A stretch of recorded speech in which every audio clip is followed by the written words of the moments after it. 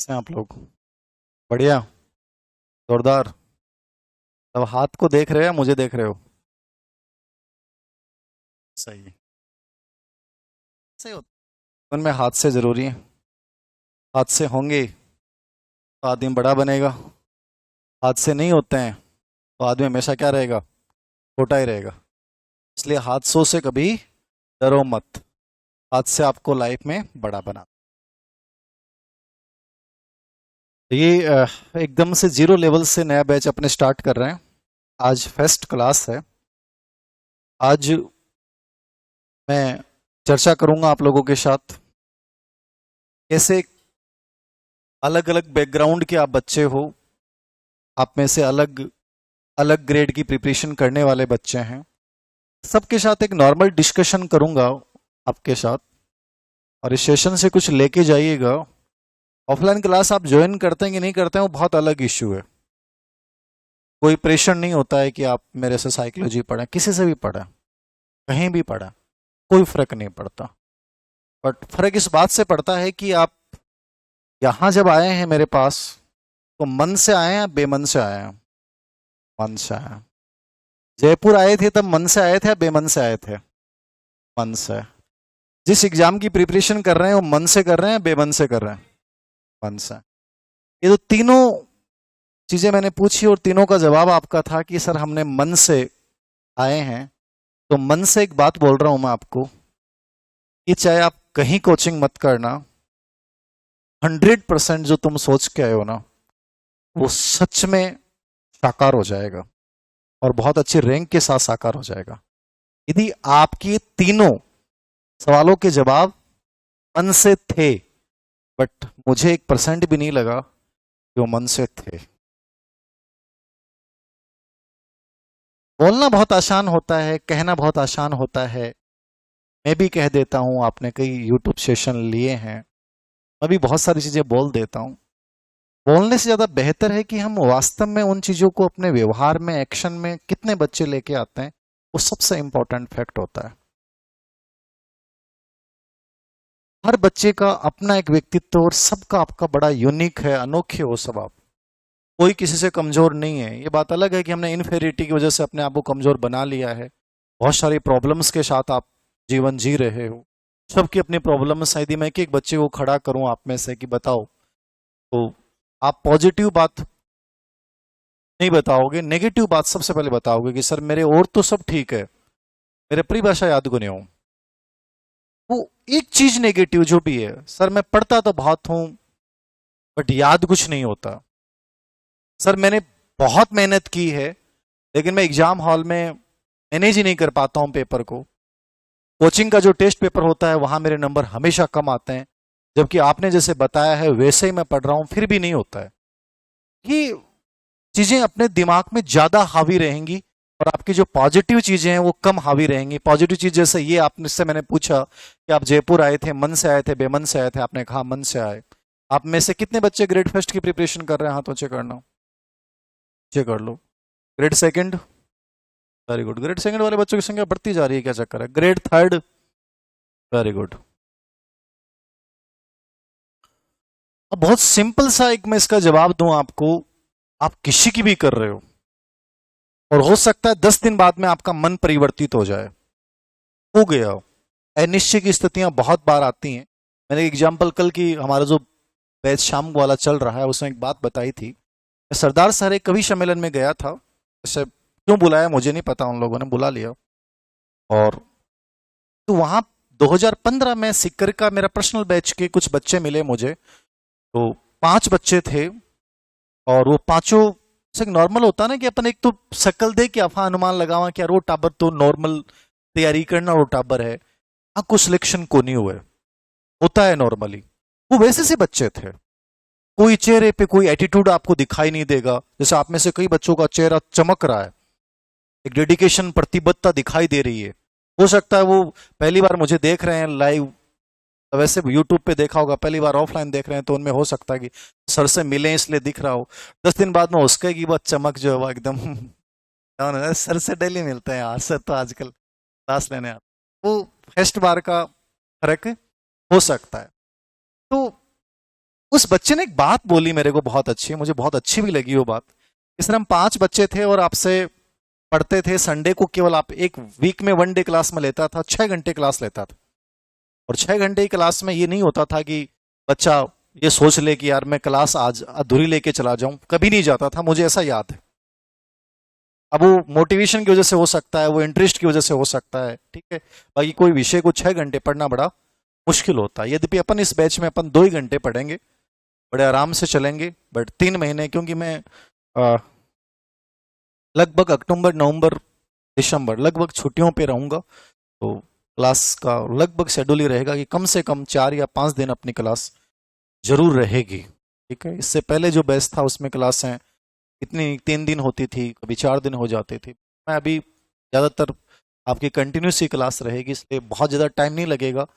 2.5 से 3 महीने का मेरा लास्ट प्रयास रहेगा कि 3 महीने में सभी बच्चों को एक बार फ्री कर दूं। बट वो फ्री करने से ज़्यादा इंपॉर्टेंट है कि आपको अच्छा क्या लगता है, अच्छा मतलब आपका आउटकम्स क्या आता है।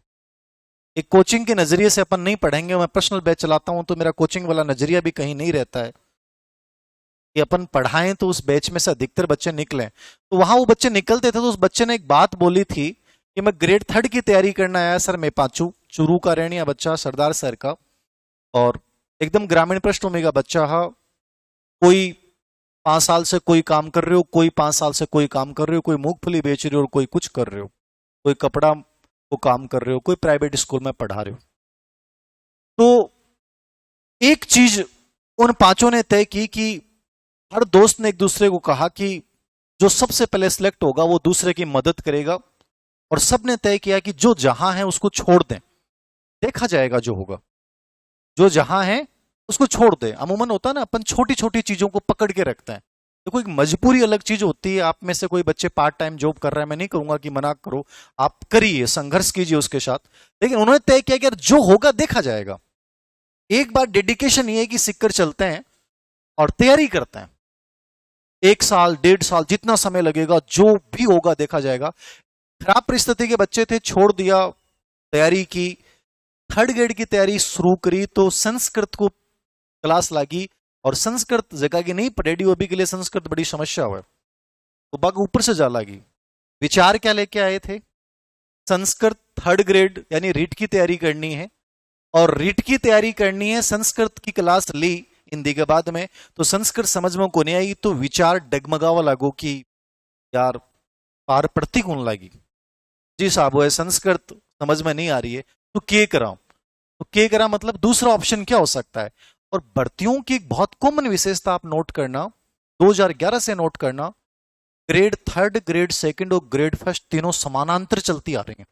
आप आरपीसी की साइट पे जाके पेपर डाउनलोड कर शो की ओल्ड क्वेश्चन पेपर, तो आपको 2015 में 2nd ग्रेड भी दिखेगी, 1st ग्रेड भी दिखेगी, ये 2018 में, 2021-22 में, 23 में, तो आप देखना तीनों भर्तियां साथ चलती हैं। ग्रेड 3rd भी आपके साथ आएगी, ग्रेड 2nd भी आपके साथ आएगी, ग्रेड 1st भी साथ आएगी। तो उन्होंने कहा कि फीस जमा करवा दी, और उन्होंने बोले कि सर मारे समझ में आ रही को नहीं, ग्रेड 1st की कर लिया मैं। उस बच्चे को ये नहीं पता है पांचों को ग्रेड 1st की प्रिपरेशन कैसे होती है, क्या होता है, लेकिन पेपर का तक का नहीं पता है, और उन्होंने ग्रेड 1st की तैयारी शुरू कर दी। अब क्लास में मन होता है, कई बार आप जैसे पहली बार आए तो आपके बगल में कोई बच्चा हो सकता है, लड़की हो सकती है, तो उनको भी ऐसे बच्चे मिलेंगे। उन्होंने कहा कि मैं पिछली भर्ती में 3 नंबर से रही हुई हूँ, मैं 2 नंबर से रही हुई हूँ, मैं वेटिंग लिस्ट में थी। तो आदमी डिमोरलाइज होता है। सिलेक्शन केवल पढ़ाई से नहीं होता है, एक चीज दिमाग में फीड कर लो, सिलेक्शन केवल आपके बहुत मजबूत बैकग्राउंड से नहीं होता है, सिलेक्शन आपके एकेडमी रिकॉर्ड से नहीं होता है। सिलेक्शन में बहुत सारी चीजें योगदान देती हैं। अब कोई बच्चे के बगल में बैठा हुआ बच्चा ये बोल दे, तो उस नए बच्चे का जो पहली बार ग्रेड 1st की प्रिपरेशन कर रहा है, ग्रेड 2nd ही कर रहा है, तो उसको ये लगेगा यार मैं कैसे कर पाऊंगा, जब ये लोग इतनी साल से कर रहे थे और ये वेटिंग लिस्ट में आए हुए हैं, 2 नंबर से रहे हुए हैं, तो ये तो हमसे बहुत आगे रहेंगे, हम पीछे रहेंगे। ये है अधीनता, इनफेरिटी, तो उन बच्चों में आई। लेकिन मेरी क्लास थोड़ी सी मोटिवेशनल ज्यादा होती थी, और मैं नए बच्चों के लिए थोड़ा सा ज्यादा बोलता था। कि पुराने बच्चों से मैं मानता था कि नए बच्चे के पास चांस बहुत बड़ा होता है। पुराने बच्चे में आत्मविश्वास बहुत कमजोर होता है, उसको डर रहता है कि मैं 2 बार कर चुका हूं, तीसरी बार करूंगा और असफल हो गया तो मेरी लाइफ खत्म है। लेकिन जो फर्स्ट बार कर रहा है उसका कॉन्फिडेंस लेवल बड़ा गजब का होता है, उसमें जुनून गजब का होता है। और वो लोग बहुत खराब परिस्थिति से आए, तो उनके पास खोने को तो कुछ था ही नहीं। कि जहां थे वहां तो वापस चले जाएंगे। और उन्होंने ग्रेड फेस्ट को पढ़ा साहब, और एकेडमी रिकॉर्ड इतना थर्ड क्लास था कि आप सोच नहीं सकते, और वो पांचों ग्रेड फेस्ट में बने। तो वो मेरे को मिले, मुझे खुद को मतलब उस समय उन्होंने बातें बताई, मुझे पता नहीं था, मैं पहचान ही नहीं पाया इतनी बड़ी क्लास में कौन से बच्चे होते हैं। लेकिन जब उनकी बातें सुनी तो मेरे एक चीज दिमाग में आई कि इंसान कभी भी किसी भी समय अपनी लाइफ को बदल सकता है, परिवर्तित कर सकता है। कि आपके मन में विचार था कि थर्ड ग्रेड की प्रिपरेशन करूंगा, ग्रेड सेकंड की करूंगा, लेकिन आपके मन में अचानक से आया कि मैं ग्रेड फर्स्ट की क्यों नहीं कर सकता, मैं इसकी क्यों नहीं कर सकता। और फिर सोचने के बाद आपने पूरा समय, पूरी ऊर्जा वहां पे लगा दी।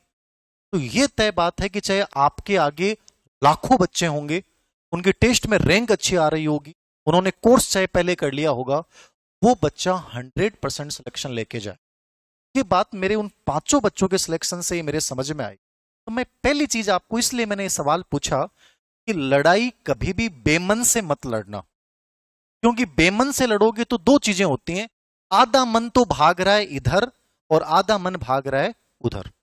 एक चीज तय कर लेना कि सर मेरी सिचुएशन चाहे अब तक बहुत खराब रही है, मैं जहां भी हूं ये हालात है मेरे मेरे उस सब्जेक्ट का मुझे नॉलेज नहीं है, फर्स्ट पेपर का मुझे नॉलेज नहीं है, बट मैं आ गया एक विचार लेके कि मुझे जयपुर जाना चाहिए और एक साल अपने को देना चाहिए।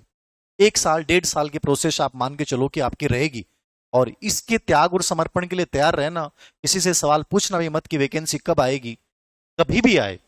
मैंने सुबह भी टेलीग्राम पे एक इन्फॉर्मेशन डाली थी सुरेशला के कि प्रोसेस है अपने आप समानांतर चल रही हैं, और आपको क्यों दिमाग खपाना है कि कब आएगी, कितनी पदों पे भर्ती आएगी, हमारे सब्जेक्ट की कितनी आऊंगी, जितनी भी आऊंगी आप वास्तविक रूप से क्या उसके लिए तैयार हो क्या, सबसे इंपॉर्टेंट बात ये। और ये मैं ही नहीं कर रहा, मेरा बैच जो चल रहा है उसमें मतलब 200-250 बच्चे होंगे। मैंने पहले दिन उनसे ये सवाल किए, लेकिन हकीकत ईमानदारी की बात की जाए और जब मैं टेस्ट लेता हूं, टॉपिक पढ़ा दिया और पूरा टेस्ट लिया, उसका डिस्कशन हुआ, उसके जो अपना आंसर की जारी करते हैं, तो अफसोस होता है। हम बैठते हैं क्लासरूम में, हम तय करके आ जाते हैं, लेकिन आउटकम्स हमारे वो आ ही नहीं रहे हैं। और उसका रीजन सच में यही है, बैच ज्वाइन करना इंपॉर्टेंट नहीं है, आप किसी विषय का चुनाव करते हैं इंपॉर्टेंट नहीं है, आप grade first, grade second, grade third के साथ जाते हैं इंपॉर्टेंट नहीं है। इंपॉर्टेंट ये है कि आप कितने मन के साथ ये लड़ाई लड़ रहे हो। तो लड़ाई तभी लड़ना और तभी उतरना जब आपका पूरा व्यक्तित्व, पूरा मन एक आवाज में ये कह रहा है कि मुझे इसके साथ जाना चाहिए और मैं इसकी करूंगा। 100% सक्सेस आएगी। चाहे तुम विषय का चुनाव कर लेना, चाहे तुम कोई कोचिंग का चुनाव कर लेना, कोई टीचर का चुनाव कर लेना कि सर मन था रहा से पढ़नो है, तो मेरे से पढ़ने को मतलब दिमाग में एक ही विचार आना चाहिए कि सर से पढ़ेंगे, बाकी दूसरी जगह अपने को देखने की जरूरत नहीं है, कंप्लीटली डेडिकेटेड होके पढ़ेंगे। फिर दूसरा मन नहीं आना चाहिए, दूसरा विचार नहीं आना चाहिए, ये मन में नहीं आना चाहिए कि सर ने पढ़ाया वहां से प्रश्न नहीं आया तो क्या होगा, ये आना ही नहीं चाहिए। वही चीजें जब विषय का चुनाव कर लिया, किताब का चुनाव कर लिया, तो कंप्लीटली डेडिकेटेड हो जाओ, पूरा मन आपका वहीं केंद्रित होना चाहिए। यानी ये नहीं है कि आधा यहां भाग रहा है और आधा वहां भाग रहा है।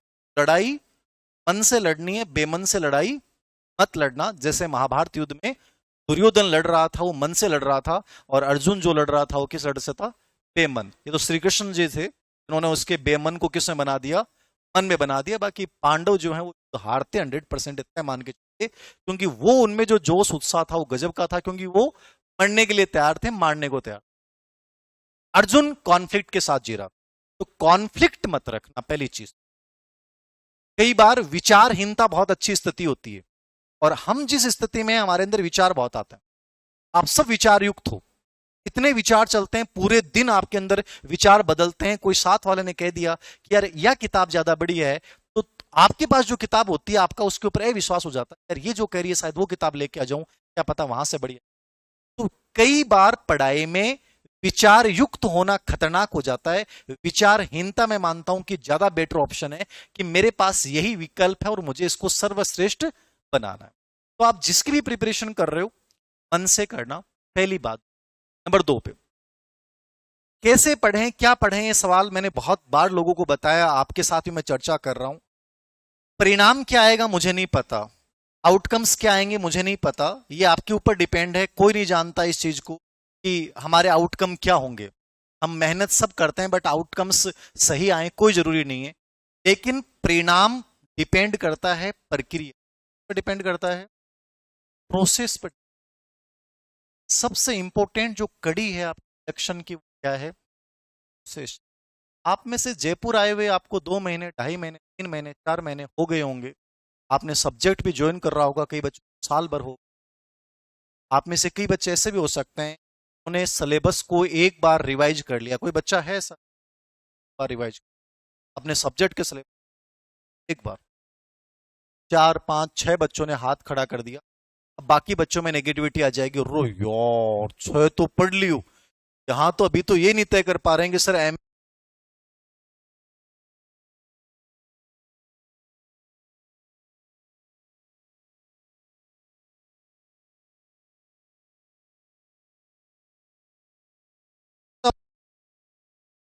और करना भी चाहिए। हमारी जिम्मेदारी बनती है कि चीजों जब आए हो तो करना चाहिए। और सिलेक्शन का सिंपल प्रोसेस मैंने आपको पहले ही बताया है, 5 बार रिवीजन होना चाहिए उस विषय का जिससे आप स्कूल व्याख्याता सेकंड ग्रेड या थर्ड ग्रेड बनना चाहते। रिवीजन ही सब कुछ है। आपके पास कंटेंट दुनिया भर का उपलब्ध है, कोई दिक्कत नहीं है, बस आपको पढ़ने का तरीका आना चाहिए कि मुझे कैसे पढ़ना है। ये चीज जो है वो सबसे इंपॉर्टेंट, प्रक्रिया को फॉलो करना। किसी भी टीचर से पढ़ रहे हैं, किसी भी कोचिंग में पढ़ रहे हैं, प्रोसेस बहुत इंपॉर्टेंट है। मैं फिर बार बार इस चीज के ऊपर फोकस कर रहा हूं। प्रोसेस को ढंग से फॉलो नहीं किया, प्रॉब्लम्स आएंगी, चाहे कितनी मेहनत कर लेना, आउटकम्स नहीं आएंगे। वो टाइम गया जब आप 24 घंटे से 18 घंटे पढ़ लेते थे, सिलेक्शन हो जाते थे। अब चाहे 5 घंटे पढ़ना हो, लेकिन ये 5 घंटे किसके साथ चलना? प्रोसेस। अब प्रोसेस क्या होती है? प्रोसेस कोई बता सकता है? उसको बोलते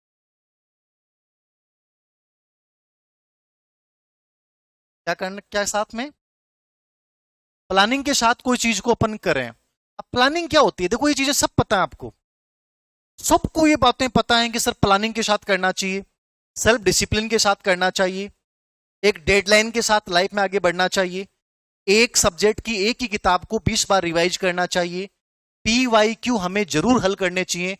ऐसा कोई बच्चा नहीं है जिन्होंने ये बातें सुनी नहीं है। अलग अलग टीचर सबने सुन रखी हैं, फॉलो कितने लोगों ने किया? करते नहीं हम, एक्शन लाइफ में आते ही नहीं है। नॉलेज भरे पड़े हो आप, थारे से थारो रूममेट नए आयो है और वो पूछे कि दीदी मुझे बताओ ना कि तैयारी कैसे करें। दीदी अतो ज्ञान देगी, देख ऐया करिए, और दीदी 3 साल से धक्का ही खा रही है। और बिन ऐ को ज्ञान दियो, बिना लगे दीदी तो बहुत नॉलेज वाली है भाई रे, बहुत बढ़िया बढ़िया बात बता।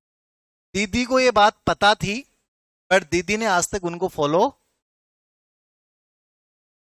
इंपॉर्टेंट चीज ये है प्लानिंग प्रोसेस में, सबसे इंपॉर्टेंट चीज, जो विचार तुम्हें लगता है कि सबसे बेस्ट विचार है, उसको वास्तविक धरातल के ऊपर क्रियान्वित। समझ में आ गई बात? क्रियान्वित नहीं करते हो तो ये चीजें मैंने कहा हर बच्चे को पता है। सिलेक्शन आप सबको पता है, एक भर्ती प्रक्रिया में 1% बच्चों का सिलेक्शन। मेरे एक ऑफलाइन ओल्ड बैच के बच्चों को मैंने एक बात बताई थी, जयपुर में इंस्टीट्यूट चल रहा है और डायरेक्टर मेरे मित्र हैं, तो उन्होंने मुझे बुलाया कि धीर सिंह जी, हमारे 3 बैच हैं वो हम आपसे पढ़ाना चाहते हैं। इसलिए पढ़ाना चाहते हैं कि हमें उस बैचों में से रैंक देनी है, सिलेक्शन देना है, कि हम रैंक देना चाहते हैं। 3 बैच हैं, उनको आप पढ़ाओ, कैसे भी टाइम निकालो, कैसे भी मैंने भी करना है। हमारा ये कि उसमें से अधिकतर सिलेक्शन हो। मुझे अंदर ही अंदर ये हो रहा था कि कोई व्यक्ति किसी को बना सकता है, बना सकता है। किसी को भ्रम हो कि मेरा बैच ज्वाइन करने से या मेरे मोटिवेशन से आप बन जाओ, बनोगे। मैं अच्छा पढ़ा सकता हूं, मैं समझा भी सकता हूं, प्रोसेस ही बता दूंगा। अब उनका कहीं ना कहीं विश्वास था, उन्होंने मेरे को बात बोली कि सर ये बैचेज आप हमारे जरूर करो, करवाने चाहिए। उनका अपना एक उद्देश्य हो सकता है, क्या उद्देश्य हो सकता है, बट उनका था कि आपको करवाना चाहिए। मैं आपको क्या, 3 बैच नहीं, पता नहीं हर कोचिंग में हजारों बैच ऐसे चल रहे होंगे, और कोई भी कोचिंग इंस्टीट्यूट ये चाहता है कि वो बच्चों में से रैंक दे, लेकिन क्या उस बैच में से रैंक आएगी क्या? समझ रहे हो आप? वो चाहे पूरी जी जान लगा दें फिर भी आएगी, कोई नहीं जानता। किस पे डिपेंड करता है? वो आप पे डिपेंड करता है। हो सकता है आप इतने सारे बच्चे बैठे हो संस्कृत शिक्षा विभाग की, नवंबर दिसंबर में एग्जाम है, और मैं दावे के साथ कह सकता हूं यदि 2 महीने आपके पास, 2.5 महीने आपने बहुत पढ़ाई की है, 2-2.5 महीने थोड़ा सा व्यवस्थित होकर और आप उस एग्जाम की पूरी प्लानिंग करके और रियल में क्रियान्वित कर दो ना, हो सकता है आप चाहे किसी भी कोचिंग में नहीं, आपकी अंडर 10 में रैंक आ सकती है संस्कृत शिक्षा विभाग में, जहां पोस्टें 20, 50, 100 हैं।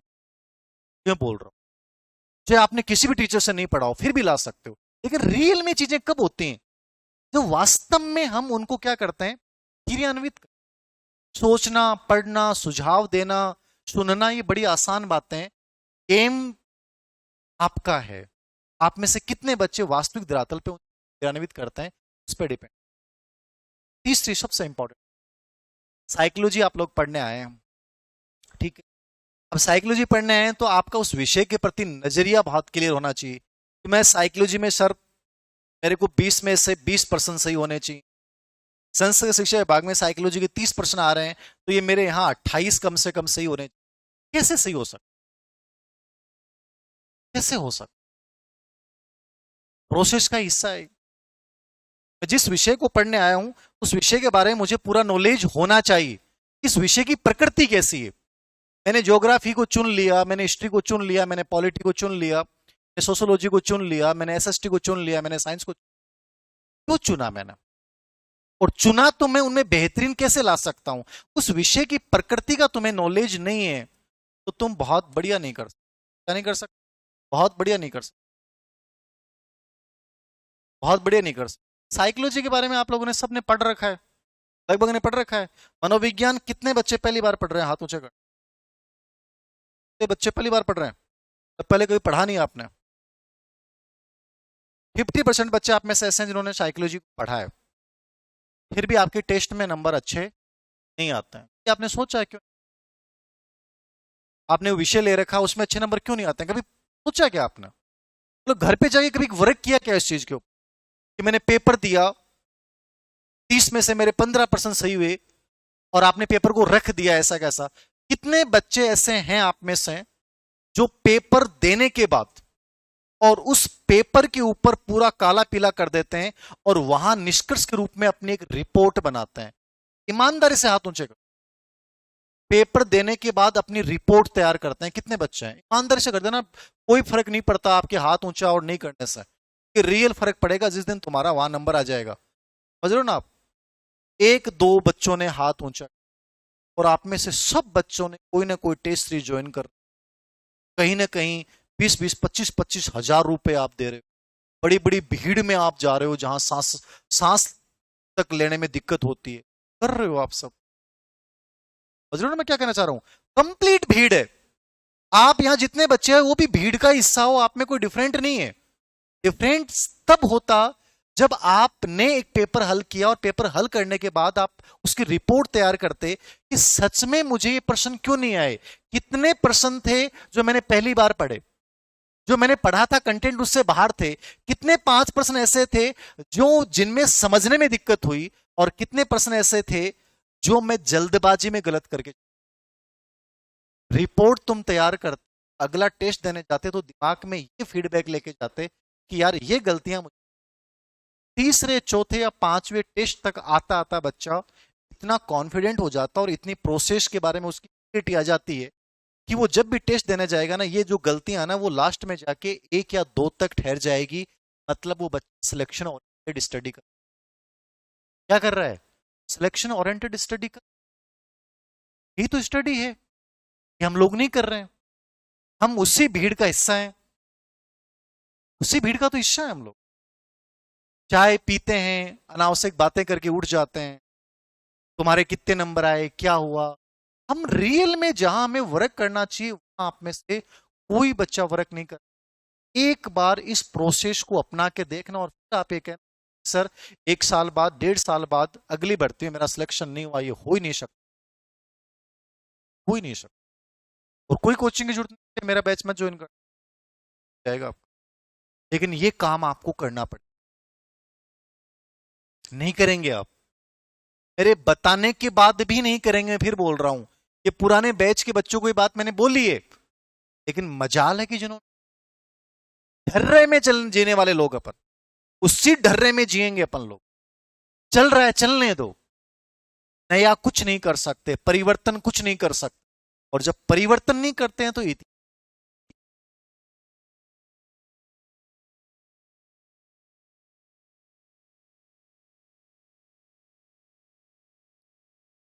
एक पॉइंट पे काम होता है। मॉडल निकलने के बाद उसका फीडबैक लिया जाता है, फीडबैक लेने के बाद उसको सुधारा जाता है, और ये देखा जाता है कि आने वाले टाइम की डिमांड क्या है।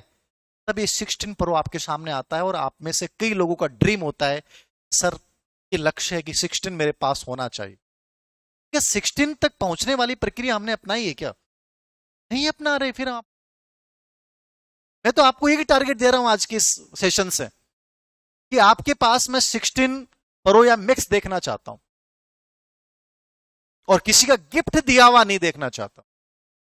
आपकी मेहनत की कमाई से होना चाहिए, उस तक पहुंचने का रास्ता खोज लो।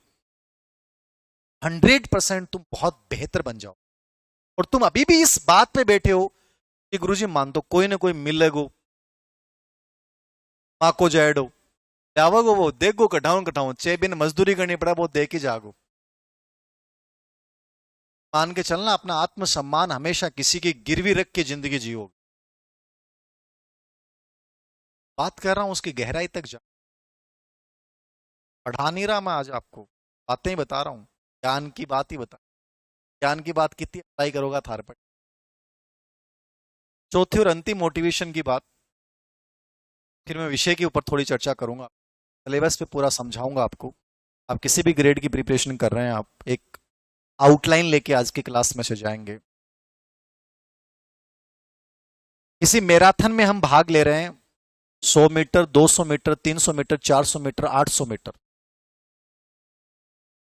समझ रहे हैं आप? एक 800 मीटर में भाग लेने वाला धावक और 100 मीटर की दौड़ में भाग लेने वाला धावक, दोनों की प्रक्रिया एक रहेगी या डिफरेंट? क्यों डिफरेंट क्यों होगी? दौड़ तो है ही, डिफरेंट क्यों होगी?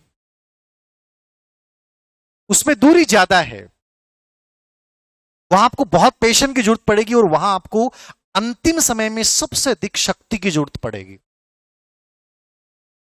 आप जब जयपुर आते हैं या मेरा बैच ज्वाइन करते हैं, तो मैंने आपकी एटीट्यूड को देखा है। सर फोड़ देंगे एक भी बार, देखियो 16 प्रो 100%। सर अगले शिक्षक दिवस पे पेन लेने आ रहे हैं, मैंने देखे हैं ये डायलॉग बाजी, कॉन्फिडेंस 7वें आसमान पे,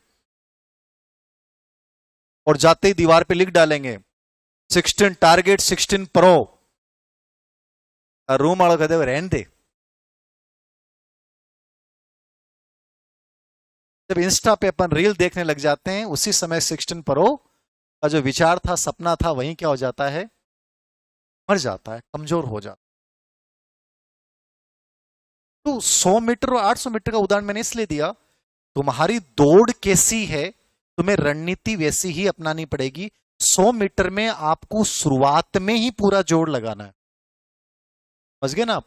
और आप जिस भर्ती की तैयारी कर रहे हो, वहां आपको एक बहुत व्यवस्थित तरीके से चलना पड़ेगा। ऐसा नहीं है कि तुम 10 दिन बहुत जोश के साथ पढ़ लिए और उसके बाद तुम ढीले पड़ गए तो तुम स्कूल व्याख्याता सेकंड ग्रेड टीचर नहीं बन सकते। ये तुम्हारी एक लॉन्ग टर्म प्रोसेस है। 800 मीटर दौड़ तुम दौड़ने जा रहे हो, तुम्हें साल भर आराम से लगेगा। तो साल भर लगेगा तो ये नहीं है कि तुम एक दिन बहुत मोटिवेटेड हो गए और तुमने एक दिन 4 चैप्टर पढ़ लिए और दूसरे दिन तुम आधा चैप्टर पढ़ पाए। ये दौड़ कभी नहीं जीती जाएगी। आप बहुत व्यवस्थित तरीके से चलिए, बड़े आराम से चलिए। आज केवल प्लानिंग बनाइए कि मैं सर ग्रेड फर्स्ट की प्रिपरेशन कर रहा हूं, फर्स्ट पेपर का ये रोल है, सेकंड पेपर का ये रोल है, सेकंड ग्रेड में फर्स्ट पेपर का ये रोल है, सेकंड पेपर का ये रोल है। यहां मेरी विषय किताबों की सूची ये रहेगी, यहां मुझे ऑनलाइन कोर्स इसका लेना है, ऑफलाइन इसका लेना है, इसके पास पढ़ना है, इसके पास नहीं पढ़ना है। ये मुझे टेस्ट सीरीज मुझे लगता है कि मार्केट में सबसे बेस्ट है, मुझे ज्वाइन करनी है। इन सबको करने के बाद 1 घंटा मेरा खुद का आत्ममूल्यांकन का रहेगा। ये सब चीजें करोगे तब जाके वो 800 मीटर वाली आप मैराथन जीत, नहीं तो नहीं जीत पाओगे। तो सिंपल सी बात याद रखना कि मैं किसकी प्रिपरेशन कर रहा हूं, कितना टाइम मुझे लगेगा और इस मार्ग में मेरे सामने क्या क्या चुनौतियां आएंगी और इन चुनौतियों से मुझे कैसे हैंडल करना है। ये सब चीजें तुम्हारे दिल और दिमाग में होंगी तो तुम इस दौड़ को जीत जाओगे, अन्यथा नहीं जीत। साइकोलॉजी के सिलेबस को समझिएगा थोड़ा सा। ग्रेड फेस्ट जब आप पढ़ते हैं, मैंने एक अभी 2 दिन पहले टेलीग्राम पे डाला था, बहुत बड़ा कंफ्यूजन है। जो सब्जेक्ट टीचर पढ़ा रहे हैं उनको तक नहीं पता है, ये नियम किसी के पास है ही नहीं। ये 2024 में संशोधन है, मैंने भेजे थे आपको शिक्षा रूल, और शिक्षा रूल में ग्रेड फेस्ट में सिलेबस का चेंज क्या है मैंने बताया था टेलीग्राम पे, मैं दोबारा बता रहा हूं।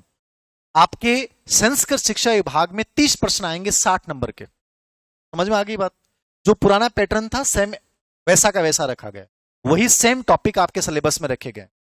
जो आपकी लास्ट ग्रेड फेस्ट का पेपर एग्जाम पैटर्न था वो था जिसमें 40 नंबर का पार्ट पूछा गया, 20% 3 यूनिट में डिवाइडेड थे। पहली यूनिट में प्योर साइकोलॉजी है जो बड़ी इंपॉर्टेंट है। सेकंड यूनिट में आपकी पेडागोजी है, बहुत जनरल टॉपिक है, जो टीचिंग मेथड के टॉपिक हैं वो यहाँ पे हैं। और थर्ड पार्ट में आपकी आईसीटी है, हार्डवेयर सॉफ्टवेयर प्रणाली उपागम और कंप्यूटर शिक्षक के रूप में, कि आपको 11 12th में जब कंप्यूटर की क्या भूमिका हो सकती है, तो आईसीटी वाला सीएल और सीआई टॉपिक है।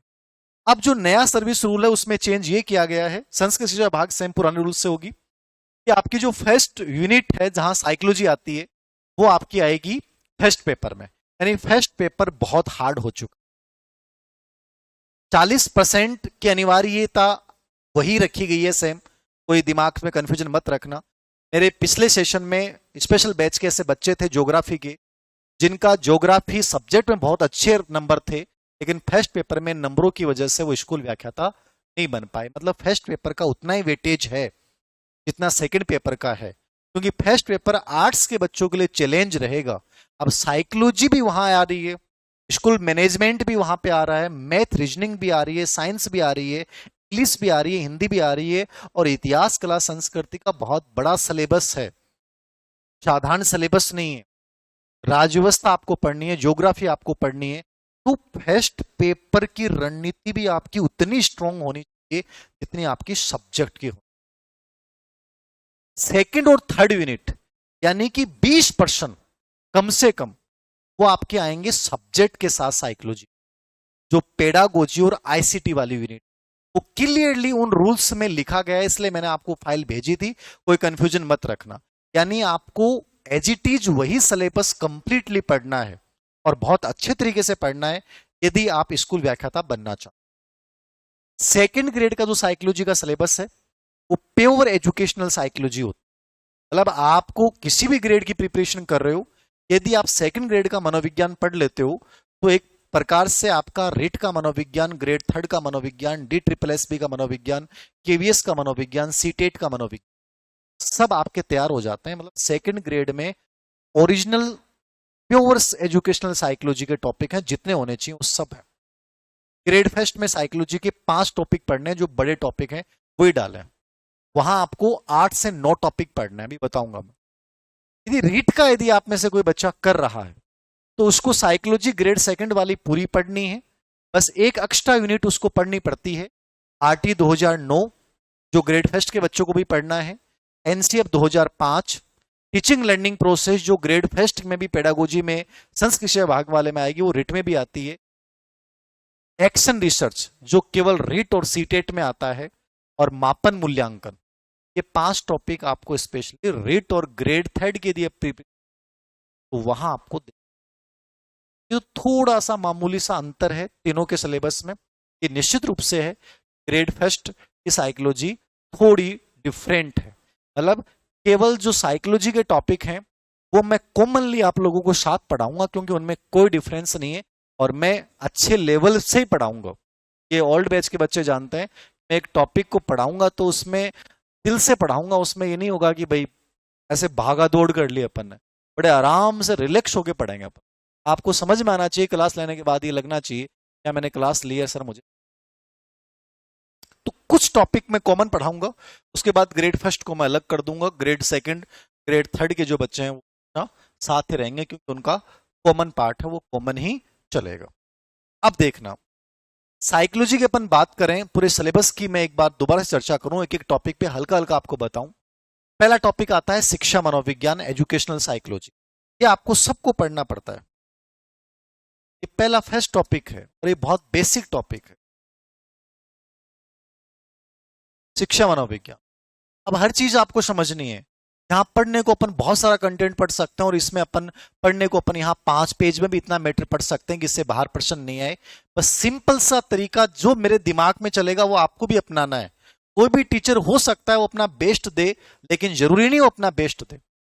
आपका अवेयर रहना बहुत जरूरी है। शिक्षा मनोविज्ञान के लास्ट के 3 साल के पेपर देखोगे, उससे आपको इस टॉपिक का पूरा आइडिया लग जाएगा यहां से प्रश्न कैसे आ रहा है।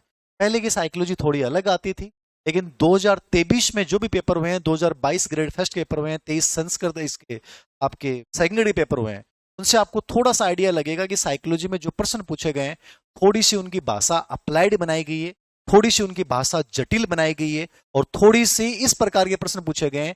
यदि आपको पूरा बिंदु याद है तो आपका प्रश्न सही हो जाएगा, अन्यथा नहीं होगा। मतलब ये प्रश्न आने लग गए कि शिक्षा मनोविज्ञान की प्रकृति के बारे में कौन सा कथन असत्य है, तो वहां 4 कथन 5 कथन दिए होंगे, फिर ए बी सी डी कौन सा, तो आपको पूरा नॉलेज है तो आपका आंसर सही होगा, अन्यथा आपका आंसर सही नहीं होगा। तो ये टॉपिक आपके सभी में आता है, तो मैं सभी बच्चों को कॉमनली ये टॉपिक पढ़ाऊंगा। इजी सा टॉपिक है। ग्रेड फर्स्ट और ग्रेड सेकंड दोनों में यहां से 2-2 प्रश्न आते हैं। कहां से प्रश्न आते हैं, कौन से बिंदु को ज्यादा वेटेज देना है, कौन से बिंदु को आपको इग्नोर करना है, पूरा टॉपिक पढ़ाऊंगा। लेकिन उस सबसे इंपॉर्टेंट पार्ट क्या है, कहां से प्रश्न आते हैं, वो सब चर्चा मैं टॉपिक पढ़ाने के साथ करूं। दूसरा टॉपिक आपका विकास आता है। ये रिट में भी है, ग्रेड सेकंड में भी है और ग्रेड फर्स्ट में भी। केवल इतना सा बन जाता है कि जब ग्रेड फर्स्ट में आप पढ़ते हो तो आपको थोड़ा सीमित रूप में पढ़ना पड़ता है, मतलब आपके विकास के पहलू कम हो जाते हैं। ग्रेड सेकंड में भी यही है, लेकिन जब रिट में इस टॉपिक को पढ़ते हो तो वहां विकास के पहलू आपके ज्यादा हो जाते हैं, यानी शारीरिक, मानसिक, सामाजिक, संवेगात्मक और नैतिक विकास के अलावा आपको भाषात्मक और गामक विकास भी पढ़ना पड़ता है। मतलब रिट का सिलेबस आप ये मान के चलिए कि साइकोलॉजी कंप्लीट है, और जो टॉपिक है उसमें भी उनकी संपूर्णता निहित है, यानी आपको पूरा टॉपिक पढ़ना पड़ता है। ये दूसरा टॉपिक है जो आपको तीनों ही ग्रेड में पढ़ना है, ग्रेड फर्स्ट, ग्रेड सेकंड, और दोनों में प्रश्नों का जो लेवल है, लगभग ग्रेड सेकंड में भी लगभग 3 प्रश्न आते हैं, ग्रेड फर्स्ट में हो सकता है 4 से 5 प्रश्न यहाँ आ जाए, क्योंकि आपके जो है वो सेंटर बिंदु होती है, वो किशोर अवस्था होती है, टीनेज होती है, तो अपन उसी को ध्यान में रखते हुए कंप्लीटली पढ़ेंगे। तीसरा टॉपिक लर्निंग अधिगम।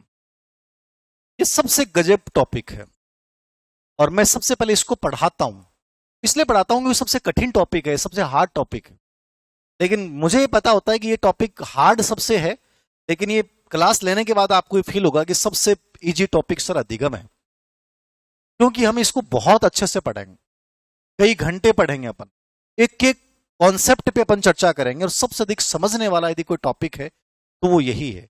और इसका समझना मतलब आपके बाकी टॉपिक का बेस तैयार करेगा। तो इससे ही मैं स्टार्ट करूंगा और बहुत आराम से रिलैक्स रूप से पढ़ेंगे। आप खुद क्लास में फील करेंगे कि हाँ, अधिगम को बताया कठिन गया, बट यदि इसको समझने की कोशिश की जाए तो ये बहुत आसान टॉपिक है और बहुत प्रैक्टिकल है, आपके रियल लाइफ से रिलेवेंट है। बहुत सारी चीजें आप ऐसी सीख के जाओगे जो आपके जीवन में बहुत काम आएंगे। चौथा टॉपिक है आपका मोटिवेशन, अभिप्रेरणा। ये यद्यपि शुरुआत में ग्रेड फर्स्ट में इसमें प्रश्न आए हैं, बट अब नहीं आते। ये केवल ग्रेड सेकंड और ग्रेड थर्ड में है, तो ग्रेड फर्स्ट के बच्चों को नहीं पढ़ना होता। फिर पांचवा टॉपिक आता है पर्सनैलिटी। ये भी ग्रेड फर्स्ट के बच्चों को नहीं पढ़ना होता है, केवल ग्रेड सेकंड, ग्रेड थर्ड और रिट के बच्चों को ये पढ़ना होता है। उसके बाद आता है समायोजन, एडजस्टमेंट। ये टॉपिक सभी में आता है और ये बहुत समझने वाला टॉपिक, अंडरस्टैंडिंग बेस्ड टॉपिक है। कुछ भी रटना नहीं है इसमें, अधिगम और इसमें केवल चीजों को समझना है कि कैसे प्रश्न आएंगे और कहाँ लैंग्वेज चेंज हो सकती है, वो पूरा मैं समझा दूंगा। ये अच्छा टॉपिक है, ग्रेड फर्स्ट में भी आता है, ग्रेड सेकंड में भी आता है, ग्रेड थर्ड में भी आता है। उसके बाद आता है मानसिक स्वास्थ्य। मानसिक स्वास्थ्य, मेंटल हेल्थ, ये स्पेशली रिट में भी आता है और ग्रेड फर्स्ट में भी आता है। यद्यपि ग्रेड सेकंड के सिलेबस में इसका कहीं जिक्र नहीं होता, लेकिन मैं बच्चों को पढ़ाता हूं। 2 फायदे होते हैं इस टॉपिक को पढ़ने से। एक तो खुद का मेंटल हेल्थ सुधरता है और आपको भी पता चलता है कि हम सब मानसिक बीमार हैं। इस टॉपिक को पढ़ाऊंगा तो आपको एहसास हो जाएगा कि सर, हम अब तक अपने आप को सही मानते थे, लेकिन आज पहली बार पता चला है कि हम भी मानसिक रोगी हैं किसी न किसी रूप में, और मेंटल हेल्थ को अपन कैसे अच्छा बना सकते हैं। तो ये अच्छा टॉपिक है, स्पेशली ये ग्रेड फर्स्ट और रिट में आता है, लेकिन मैं सभी बच्चों को पढ़ाऊंगा क्योंकि सभी के लिए प्रासंगिक टॉपिक। उसके बाद आता है बुद्धि। इंटेलिजेंस, ये तीनों में आता है, लेकिन ग्रेड फर्स्ट में लास्ट जो सिलेबस चेंज हुआ था आपका, वहां बुद्धि को हटा दिया गया है और केवल क्या रखा गया है, सवेंगात्म बुद्धि, यानी इमोशनल इंटेलिजेंस ही पढ़ना होता है ग्रेड फर्स्ट के बच्चों को। बाकी grade third, grade second, grade first, बाकी जो ग्रेड है उनमें आपको ईक्यू भी पढ़ना पड़ता है और आईक्यू भी पढ़ना पड़ता है, लेकिन ग्रेड फर्स्ट में केवल और केवल किस फोकस करना है, इमोशनल इंटेलिजेंस के ऊपर। इंडिविजुअल डिफरेंस, व्यक्तिक विभिन्नताएं, जो भी ओल्ड बैच में चल रहा है ये टॉपिक ग्रेड फर्स्ट में नहीं आता, केवल ग्रेड सेकंड, ग्रेड थर्ड और रीट एग्जाम में, सीटेट एग्जाम में, DSSB में, KVS में, NVS में, इन सब में ये टॉपिक आता है। बाकी केवल ग्रेड फर्स्ट में आपके नहीं आता। इसमें अपन बच्चों के बारे में पढ़ते हैं, जितने बच्चे हैं, प्रतिभाशाली, मंदबुद्धि, पिछड़े बालक, क्रिएटिव बालक, ठीक है, बाल अपराधी बालक, समस्याग्रस्त बालक, ये सब इसके अंतर्गत पढ़ता है। मेन सिलेबस तो साइकोलॉजी ए टॉपिक मेन हो है। तब इतने टॉपिक यदि आपने बहुत अच्छे से तैयार कर लिए, शिक्षा मनोविज्ञान आपका तैयार। इसके साथ छोटे छोटे टॉपिक होते हैं, जैसे रुचि है, आदत है, अभिवर्ती है, अभियोग्यता है, सामाजिक कौशल है, चिंतन है, संवेदना है, प्रत्यक्षीकरण है, अटेंशन है। ये कुछ मानसिक क्रियाएं, छोटे टॉपिक होते हैं जो किसी भी सिलेबस में दिए हुए नहीं होते हैं, लेकिन वो एग्जाम पैटर्न में शामिल होते हैं और सबको हल्का हल्का इन टॉपिक्स को सभी को देखना चाहिए। तो वो टॉपिक मैं अलग से लास्ट में पढ़ाता हूँ। ये पूरा साइकोलॉजी का सिलेबस जो grade second, grade third, REET और ग्रेड फर्स्ट पढ़ में से ग्रेड फर्स्ट के लिए सिलेक्टेड टॉपिक हो जाएंगे, बाकी ग्रेड सेकंड और ग्रेड थर्ड और रीट के बच्चों को कंप्लीटली। उसके बाद आता है ग्रेड फर्स्ट की सेकंड और थर्ड यूनिट। सेकंड यूनिट में आपको पढ़ना पड़ता है शिक्षण प्रतिमान, जो मैंने अभी पुराने बैच के बच्चों को पढ़ाया नहीं है, इस वीक में स्टार्ट में करूंगा। मोस्ट इंपॉर्टेंट टॉपिक है। नया टॉपिक होता है तो थोड़ी सी दिक्कत आती है बच्चों के लिए, बट प्रश्न बहुत आते हैं।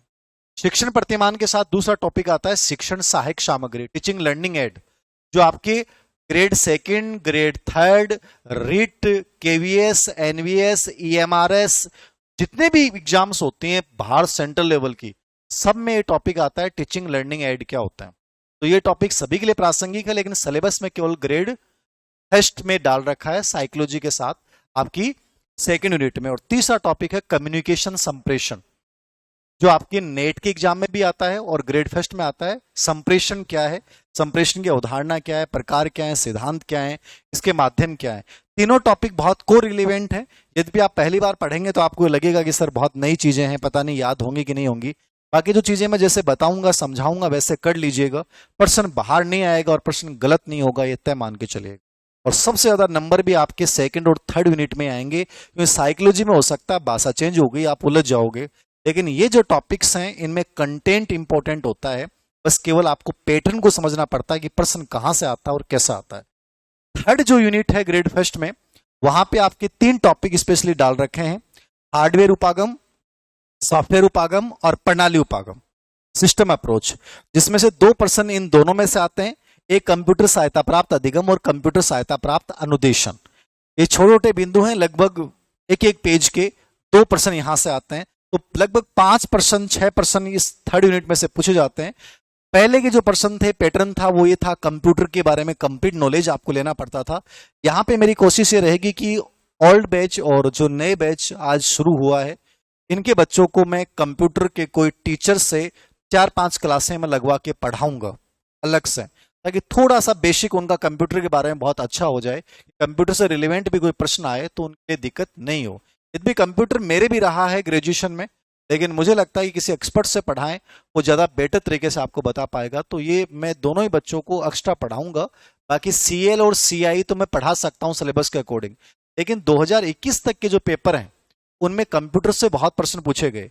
और चूंकि अभी 2024 में अपने नवंबर दिसंबर में जो संस्कृत शिक्षा विभाग के पेपर हैं, उनसे अपने को एक आइडिया और मिल जाएगा, लेटेस्ट आइडिया, कि अपने को एग्जाम पैटर्न में या पढ़ते समय और किन चीज़ों पे अपन ध्यान दे सकते हैं, कहाँ से कैसे प्रश्न पूछे जा रहे हैं, कौन से टॉपिक को ज़्यादा वेटेज दिया जा रहा है। क्योंकि अभी जो 24 में एग्जामिनर होगा, लगभग अपन मान के चलेंगे 2025 में भी लगभग वही परीक्षक रहेगा, वही पेपर सेटर रहेगा। तो अपने को और बहुत क्लियर आइडिया मिल जाएगा, इन चीज़ों को अपने को और ध्यान देना है।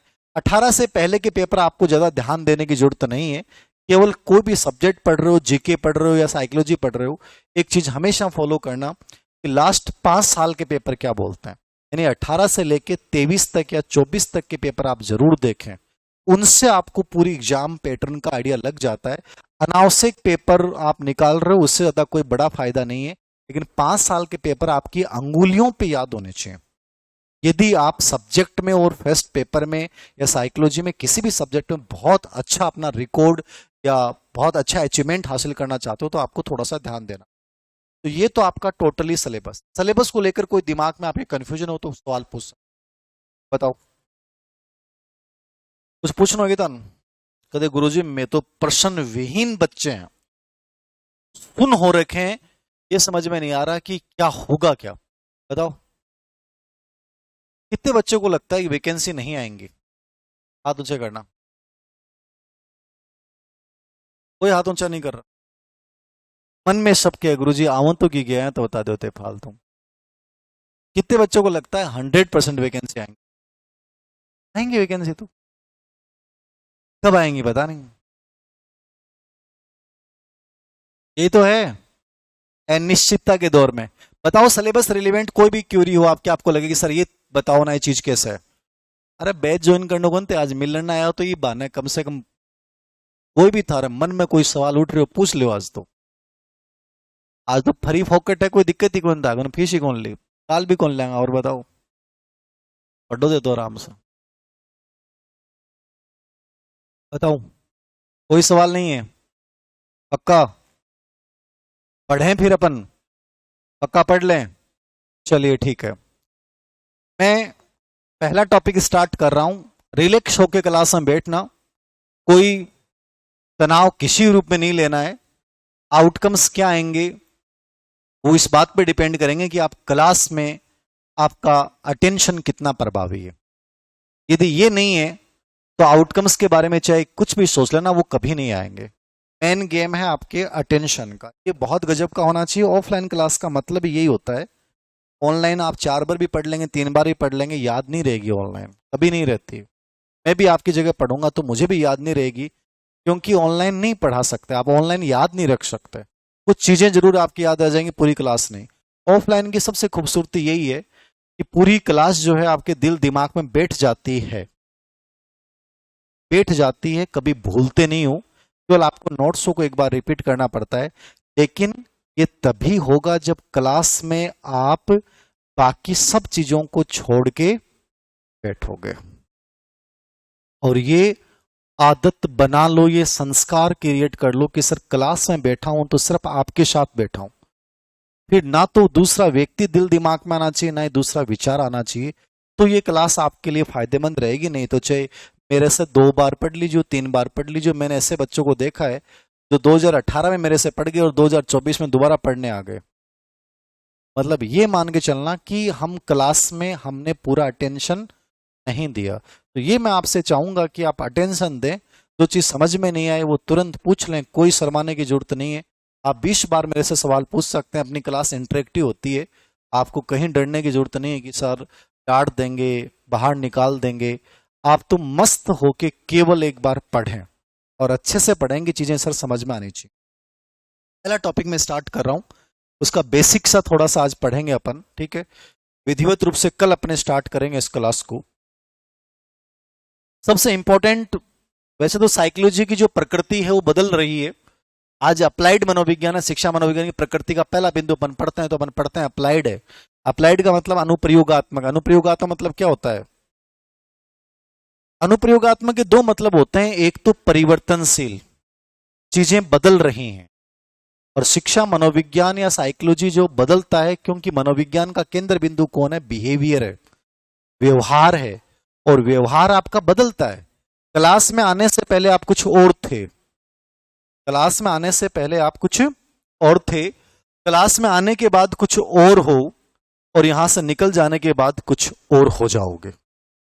हमारा व्यवहार बदलेगा। मेरे से मोटिवेट होके गए, दुविधा को खत्म किया, जो बेमन की लड़ाई थी उसको मन का बनाया, यहां से रूम में पहुंचे, रूममेट जो है वो मुंह सुजैड़ी बैठी है, और जो मन बना के गया उसके कि वो फिर से बेमन में बदल जाए। क्यों? क्योंकि व्यवहार प्रतिपल बदलता है, इसलिए मनोविज्ञान को अप्लाइड साइंस बोला गया है कि व्यवहार जैसे बदलता है वैसे ही शिक्षा मनोविज्ञान क्या है? विकासशील है। विकासशील मतलब बदल रहा है, हम बदल रहे हैं, हमारा व्यवहार बदल रहा है, इसलिए ये विषय सबसे अधिक अपडेट विषय होता है, समसामयिक विषय होता है कि नई चीजें क्या आ रही हैं, नया कॉन्सेप्ट क्या आ रहा है, उसके अकॉर्डिंग आपको पढ़ना पड़ेगा। भाषा बहुत चेंज होगी और मैं जो भी टेस्ट आप लोगों के लूंगा उसमें कोशिश ये रहती है कि हमारी भाषा जटिल होती है। जटिल इसलिए होती है क्योंकि जटिल इसलिए बनाई जाती है ताकि आप यदि जटिलता को हल करना सीख लोगे, उसको समझना सीख लोगे, तो यदि पेपर मान लीजिए आसान आ गया तो प्रॉब्लम ही नहीं है, लेकिन उस लेवल का पेपर आ जाता है तो आपका कॉन्फिडेंस बहुत अच्छा होगा। इसलिए कोशिश ये करनी चाहिए कि हम जितनी जटिल चीजें हैं कि मैक्सिमम क्या हो सकता है, इसमें कहां तक भाषा चेंज की जा सकती है, उन सब चीजों का अभ्यास अपनी तैयारी के दौरान शुरू कर दें ताकि यदि पेपर का लेवल अच्छा आए तो कठिनाई पैदा ना हो। पहला टॉपिक स्टार्ट कर रहा हूं, रिलैक्स होके बैठना आराम से। बहुत आसान सा टॉपिक है, कठिन है लेकिन बहुत समझने वाला टॉपिक है, आपके रियल लाइफ से बहुत रिलीवेंट टॉपिक है, मजा आएगा आपको, ये मान के चलेगा। और मैं चाहता हूं पढ़ाई मजे का विषय है, आनंद का ही विषय होना चाहिए, इसको बोझिल बनाना ही मत आप। चाहे तुम्हारे घर वालों का कितना ही बोझ हो कि सर मान तो 1 साल में लागणो ही है, नहीं तो हमारा रास्ता ही बंद हो जाएगा, चाहे कुछ भी हो, लेकिन फिर भी मैं क्लास में चाहूंगा कि तुम इस बोझिल मन के साथ मत बैठना कि सर मेरा नहीं हुआ तो क्या होगा। मैं तो आपको एक ही विचार दे रहा हूं कि आप सच में सब लोग लगोगे, बस जो आपने शुरुआत में 3 प्रश्नों का जवाब दिया था ना, उसको तुम फॉलो कर लेना। बाकी ये तय बात है कि चाहे तुम केवीएस में लग जाओ, चाहे एनवीएस में लग जाओ, चाहे राजस्थान में लग जाओ, चाहे कहीं भी लग जाओ, कहीं ना कहीं तुम एडजस्ट हो जाओगे, इसमें कोई डाउट नहीं है। बस ये लड़ाई पूरे मन से लड़नी है। पहला टॉपिक है आपका लर्निंग अधिगम। अधिगम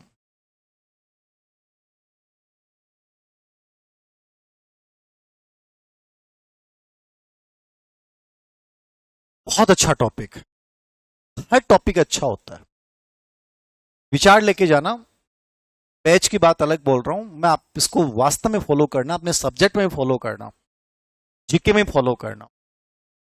टॉपिक आपने चुना, टॉपिक को पढ़ने से पहले उसकी आउटलाइन तय करना। मैं जो चीजें बोलता हूं यदि मेरे बच्चा, क्लास में पढ़ा हुआ बच्चा उसको रियल लाइफ में अप्लाई करे ना, मैं 100% विश्वास साथ कह सकता हूं वो लाइफ के हर सेक्टर में गजब का बनेगा। लेकिन मैं फिर आपको बोल रहा हूं ये बात कि मैं इतने साल से पढ़ा रहा हूं, सब बच्चे फॉलो नहीं करेंगे उस। मैं आपको भी ये बात बोल रहा हूं, मैं आपको एक दृष्टि दे रहा हूं, लेकिन फिर मैं कह रहा हूं ये दृष्टि 1 घंटे बाद या शाम का चून लेने के बाद अधिक तो गायब हो जाएगी, देख लेना चाहिए। और यदि उस दृष्टि और मेरे विचार को उस चून ने, उस रोटी ने दबा दिया, तो इसका मतलब ताकतवर कौन? चून, रोटी। तुम्हारी जो सबसे बड़ी, जो तुम्हारा ड्रीम है वो सच में क्या है? कमजोर है, ये मान के चलना।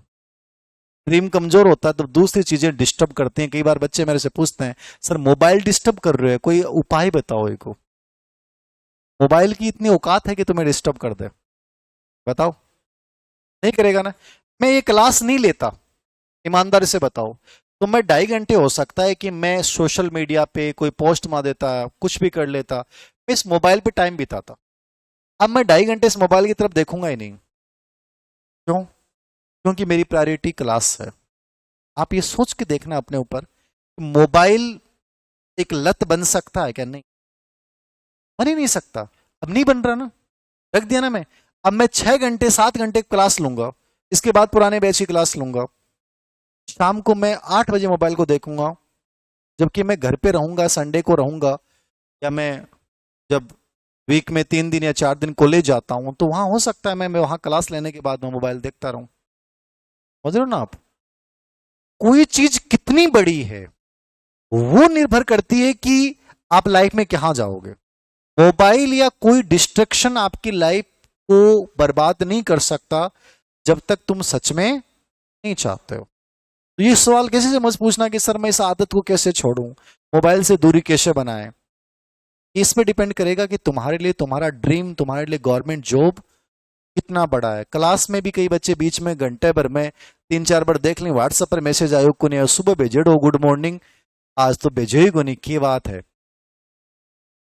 इस दुविधा कैसा क्या था रहा मैं, अधिकतर बच्चा क्लास में बैठा रहे, बताओ यस या नो। इसको दूर करना।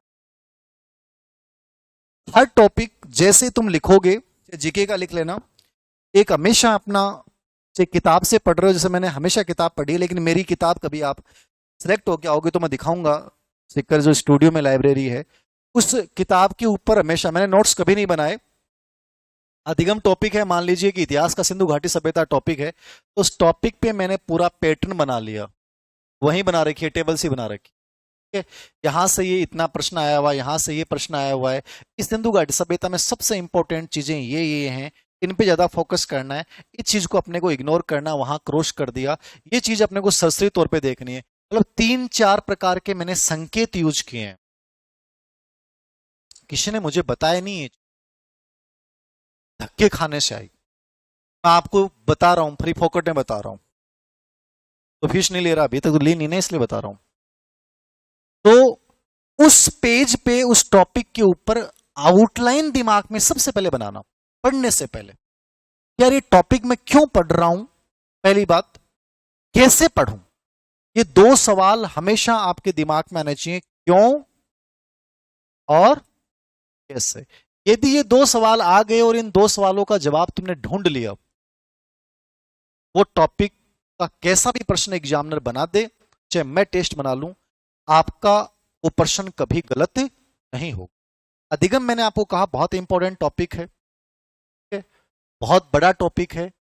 इंपॉर्टेंट इसलिए क्योंकि विकास भी इसके साथ एक पार्ट हो जाएगा, बुद्धि भी इसके साथ एक पार्ट हो जाएगा, शिक्षा, मनोविज्ञान, मोटिवेशन, पर्सनैलिटी का भी एक पार्ट इसके साथ हो जाएगा। मतलब ये टॉपिक लगभग सभी टॉपिक से रिलेवेंट है, इसलिए मैं सबसे पहले इसको इसलिए पढ़ाता हूं, कठिन की बात अलग चीज है, मैं इसलिए पढ़ाता हूं कि इससे आपके आगे के टॉपिक आसान हो जाएंगे, और ये नहीं पढ़ा है तो आगे के टॉपिक बड़े मुश्किल हो जाएंगे।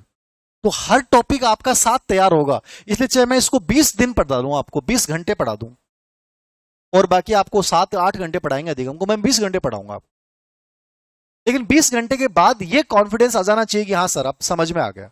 अब चीज आपको वो यहां अप्लाई करनी है, क्यों और कैसे। मैंने कहा कि हर टॉपिक से रिलेवेंट है, तो आपके दिमाग में ये तो फिट हो गया। अब देखो एक नजरिया डेवलप हुआ है तुम्हारा, यार लर्निंग टॉपिक तो बहुत इंपॉर्टेंट है, समझ में आ गई बात, आपका नजरिया डेवलप हुआ है, ठीक है, यार इसको तो बहुत अच्छे समझना पड़ेगा। अब आपकी शक्ति मेरे साथ काम करेगी, मैं कहता कि चलो आज लर्निंग टॉपिक पढ़ाते हैं, चलो, और मैं इसके बारे में कुछ नहीं बताता, आपकी जो अंदर की आंतरिक शक्ति है ना, वो मेरे पढ़ाने के साथ जुड़ेगी नहीं।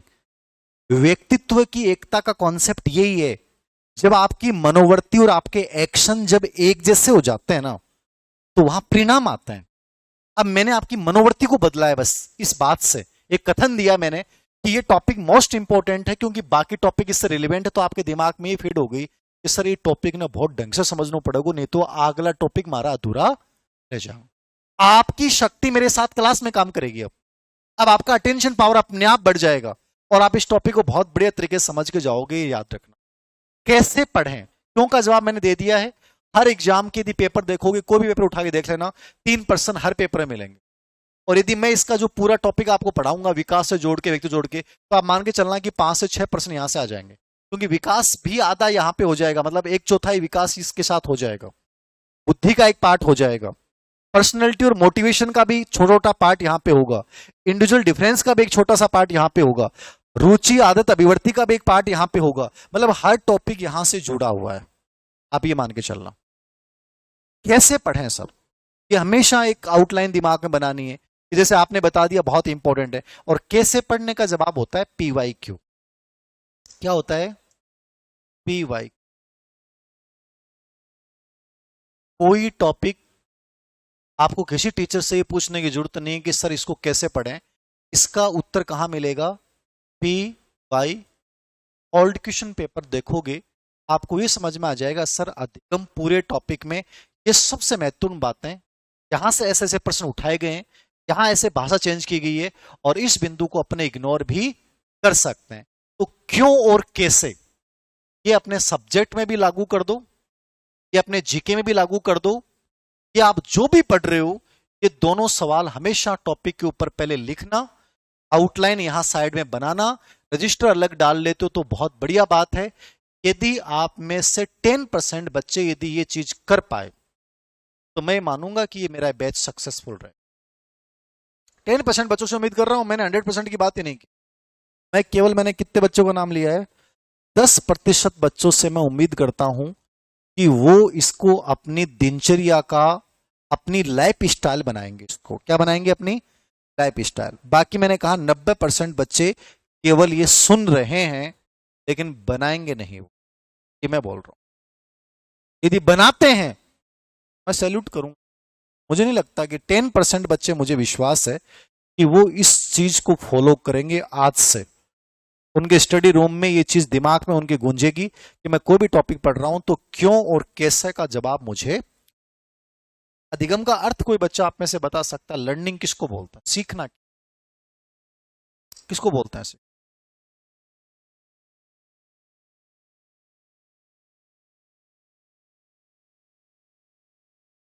हाँ, व्यवहार में परिवर्तन सीखना है, एकदम सही बात है। अब देखो चीजों को समझना, थोड़ा सा मैं अलग लेवल पे लेके जा रहा हूं, मैं आपके एक इनसाइट दे रहा हूं, दृष्टि दे रहा हूं आप लोगों को। आप उसको कहां तक लेके जाते हो अलग चीज है। व्यवहार में परिवर्तन अधिगम, और आप पेपर उठा के देखना, पता नहीं कितनी बार एग्जाम में प्रश्न आया। व्यवहार में परिवर्तन क्या है, अधिगम है। आप पेपर उठा के देखोगे तो एक ऑप्शन मिलेगा, व्यवहार में वांछित परिवर्तन अधिगम है। ये दोनों ऑप्शन साथ मिल जाएंगे, वहां आंसर माना जाएगा व्यवहार में वांछित परिवर्तन अधिगम में। कंफ्यूज हो जाओगे यार, ये किताब में लिखा हुआ व्यवहार में परिवर्तन अधिगम और एक जगह लिखा हुआ व्यवहार में वांछित परिवर्तन अधिगम है। तीसरा ही प्रश्न ग्रेड फर्स्ट के 2018 का पेपर देखना, वहां पे तीनों ऑप्शन है। व्यवहार में परिवर्तन अधिगम है, व्यवहार में वांछित परिवर्तन अधिगम है, व्यवहार में वांछित अपेक्षित स्थायी परिवर्तन अधिगम है। 3 वर्ड जोड़ दिए। और चौथा व्यवहार में अस्थायी परिवर्तन अधिगम है। इनमें से सर्वोत्तम उत्तर चुनना। अधिगम के अर्थ को सर्वोत्तम रूप से व्यक्त कौन सा करता है, तो आपका आंसर क्या आएगा, आपका सी आएगा सर। आपका आंसर क्या आएगा, सी। चारों ऑप्शन, तीनों ऑप्शन सही हैं, लेकिन वहां आपको सबसे बेस्ट को चुनना। ये साइकोलॉजी का नेचर है। इतिहास नहीं पढ़ना कि वहां आपको केवल इतना याद करना है गांधी जी का जन्म इतने दिन हुआ था, गांधी जी का यह आंदोलन इस अगस्त को शुरू हुआ था। फिक्स आंकड़ा है, यहां फिक्स कुछ नहीं है। एग्जाम हॉल में जाने के बाद तय होगा कि आपका आंसर क्या हो। तुम यहां से पहले से डिसाइड करके नहीं जा सकते कि सर मुझे यह आंसर करना है। वहां आपको सर्वोत्तम को चुनना है। समझ में आ गई बात? बेस्ट को चुनना है आपको। जैसे मैंने आपको कहा कि आप अपनी लाइफ में हर बेस्ट को चुन लो। एक बात, आज मैंने जितने तरीके बताए उनमें से सबसे बेस्ट को चुन लेना। सबसे बेस्ट फ्रेंड के साथ रहना, आपसे ऊंचा है उसके साथ आप संबंध बनाना। ऊंचे का मतलब जो आपसे ठीक लेवल का है बच्चा, जो आपसे बहुत एडवांस चल रहा है, उसके साथ जुड़ना, वो मोटिवेशन अपने आप आएगा। हमेशा लाइफ में सबसे बेस्ट को चुनो, चाहे वो बुक्स हो, चाहे वो कोचिंग हो, चाहे वो टेस्ट सीरीज हो, चाहे वो दोस्त हो, हमेशा उसको चुनो, क्योंकि आप धीरे धीरे वैसा ही बनना प्रारंभ हो जाओगे। तो ये तीनों ऑप्शन सही हैं, लेकिन सबसे बेस्ट ऑप्शन क्या है, व्यवहार में होने वाला वांछित अपेक्षित स्थायी परिवर्तन क्या है, अधिगम। वांछित शब्द का मतलब समझते हो क्या? वांछित क्या होता है? वांछित मतलब क्या होता है? जो हम चाहते हैं। ये आप क्या चाहते हो, वो परिवर्तन आपके व्यवहार में आ गया तो वो क्या है, अधिगम है। समझ में आ रही है बात? व्यवहार में वांछित परिवर्तन अधिगम है। समझ में आ रही है बात? अब जैसे मैं ही बताऊं आपको, आपने कहा कि सर हादसे क्या होते हैं, कि हादसे ने मेरे को सिखाया, अब मेरे व्यवहार में स्थायी परिवर्तन आ गया। मेरे इस हाथ में लेफ्ट हैंड में मोबाइल फोन था, ठीक है, और मैं महाबलेश्वर में चढ़ने के बाद बहुत अच्छी सीढ़ियां थी, उन पे से चढ़ा मैं। फिर मेरे पता नहीं क्यों दिमाग में आया कि मैं 3 सीढ़ियां थी मात्र, एक हाथ में फोन था, और उन 3 सीढ़ियों पे जिन पे कम लोग आ रहे थे, मैंने उन सीढ़ियों का यूज किया और उस पे कुछ काई वगैरह, क्योंकि वो पहाड़ी एरिया हिल स्टेशन है, तो जमा और मेरा पैर फिसला, मैं गिरा, मेरा हाथ यूं हो गया। ये तो यूं है ही, समय यूं हो गया था, गया भाई। अब मैंने उससे सीखा, क्या सीखा, अब मेरी लाइफ में जब भी मैं सीढ़ियों पे उतरूंगा तो मेरा पूरा दिल दिमाग में चीज रहेगी कि भाई जो भी सीढ़ियां हैं उनके कभी भी काई के ऊपर अपना पैर नहीं टिकना चाहिए। ये मेरे व्यवहार में स्थायी परिवर्तन आ गया, तो ये मैंने सीखा है। समझ गया ना? यदि इसकी जगह अस्थायी परिवर्तन आता है कि मैं एक बार गिरने के बाद उसी जगह 2-3 बार यूं ही सीढ़ियों पे आराम से मस्ती में जाता, इसका मतलब मेरे व्यवहार में वांछित परिवर्तन नहीं आया। तो वांछित का मतलब है जो हम चाहते हैं वो परिवर्तन यदि में आता है, उसको अपन रियल में क्या बोलेंगे? लर्निंग बोलेंगे। छोटा सा बच्चा है, चाकू से खेल रहा है, खेलते खेलते चाकू से हाथ कट गया, जैसे हाथ कटा बच्चे ने चाकू को फेंक दिया। ये फेंक देना उसके व्यवहार में वांछित परिवर्तन। यदि वो नहीं फेंकता तो इसका मतलब उसके व्यवहार में वांछित परिवर्तन नहीं आया। कहने का मतलब ये समझिएगा कि हम सबसे पहले इसके अर्थ को पढ़ रहे हैं। पहला बिंदु इसका अर्थ है। अब अर्थ को पढ़ रहे हैं तो दिमाग में वही चीज आनी चाहिए कि सर अर्थ पे प्रश्न कैसे आते हैं। अब प्रश्न मैंने बताई, तीनों ऑप्शन दिए हमने, तीनों प्रश्न एग्जाम में आए हुए हैं, तीनों टाइप के प्रश्न आ गए। दिमाग में आ गए कि सर प्रश्न की भाषा चेंज होगी, मुझे वहां सबसे बेस्ट आंसर को चुनना है। दूसरा प्रश्न यहां से ये पूछेगा आपसे, अधिगम क्या नहीं। ये तो पता चल गया कि अधिगम क्या है। व्यवहार में होने वाला परिवर्तन अधिगम है, व्यवहार में होने वाला वांछित परिवर्तन अधिगम है, और व्यवहार में होने वाला वांछित अपेक्षित स्थायी परिवर्तन क्या है? अधिगम। ये तो अधिगम का अर्थ हो गया। हमें तीसरे ऑप्शन को चुनना है। अब पर्सन एग्जाम में पूछेगा अधिगम क्या नहीं है। बीमारी से होने वाला परिवर्तन क्या अधिगम की श्रेणी में शामिल है? क्यों नहीं है? वो स्थायी नहीं है। Very good. परिपक्वता से होने वाला परिवर्तन अधिगम कहलाता है, यह कथन सत्य है? क्यों नहीं है? अरे परिपक्वता अधिगम की अनिवार्य कंडीशन है। लेकिन मैं स्टेटमेंट मैंने दिया, ग्रेड फर्स्ट के आरपीएससी में बहुत बारी प्रश्न पूछा गया, परिपक्वता से होने वाला परिवर्तन अधिगम की श्रेणी में शामिल है। यह कथन गलत है, क्योंकि परिपक्वता से जो परिवर्तन होंगे वो अस्थायी होंगे। आप जैसे मेच्योर होते हैं, आपकी रुचियां बदलती हैं, आपका व्यवहार बदलता है, वक्त के साथ चीजें बदल रही हैं ना। आप हर दिन बदल रहे हो।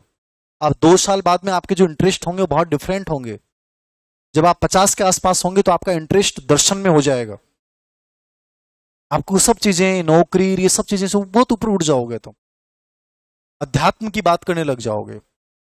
अभी छोटी छोटी बातें तुम्हें प्रभावित कर रही हैं। तो परिपक्वता व्यवहार में जो परिवर्तन करती है वो क्या करती है? अस्थायी। अब मैं मेच्योरिटी को समझाऊंगा तब समझ में आएगा आपके। अभी जो बातें बोल रहा हूं समझ में नहीं आएंगे आपके। आपको ही समझना पड़ेगा मेच्योरिटी होती क्या है, मेच्योरिटी और लर्निंग में डिफरेंस क्या है।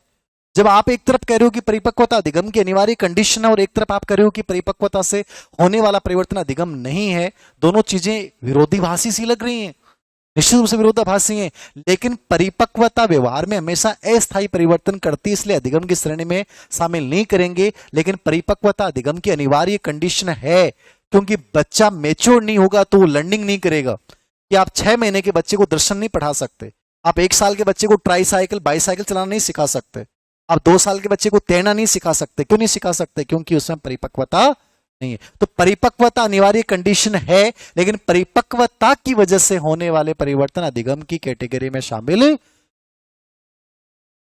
मूल प्रवृत्ति की वजह से जो परिवर्तन होते हैं क्या वो अधिगम की श्रेणी में शामिल है? अब आपके दिमाग मूल प्रवृत्ति क्या है? क्या है मूल प्रवृत्ति? 14 मूल प्रवृत्तियां हैं जो आप जन्म के साथ लेके आते हो। युद्ध, प्रियता, निवर्ति, सुरक्षा, संवेदना, काम, पलायन, निवर्ति। सुना आपने नाम? संवेदना। ये सब आपकी मूल प्रवृत्तियां हैं। इनकी वजह से जो आपके व्यवहार में परिवर्तन आएगा वो अधिगम नहीं है, क्योंकि जन्मजात प्रवृत्तियां। तो ये चारों ऑप्शन दिमाग में आने चाहिए। बीमारी की वजह से होने वाला परिवर्तन, थकान की वजह से होने वाला परिवर्तन, परिपक्वता की वजह से होने वाला परिवर्तन, और शारीरिक कारणों से जो परिवर्तन, मूल प्रवृत्ति या शारीरिक कारणों से जो परिवर्तन होते हैं वो अधिगम की श्रेणी में शामिल नहीं होते। ये अधिगम का अर्थ क्लियर है? बताओ कोई बच्चे को डाउट है क्या? सिर्फ अर्थ पढ़ाया है मैंने अर्थ के 2 परिप्रेक्ष्य बताए हैं आपको। कि अर्थ पे आपसे लगभग आप पेपर उठा के देखोगे 6-7% तो आपको मिल जाएंगे अर्थ के ऊपर, लेकिन प्रश्न कैसे आते हैं आपको पता चलना चाहिए। अब मैं केवल आपको एक लाइन में समझा देता, अधिगम व्यवहार में वांछित स्थायी परिवर्तन खत्म कर दिया, नहीं। आप दूसरे अप्रोच पे भी जाइए कि यहां से क्या पूछा गया है और क्या परिवर्तन अधिगम की श्रेणी में शामिल नहीं है। तब जाके अधिगम का अर्थ जो क्लियर होगा। तो लिखें आप, अधिगम क्या है, अधिगम किसको बोलते हैं, अधिगम का तात्पर्य क्या है।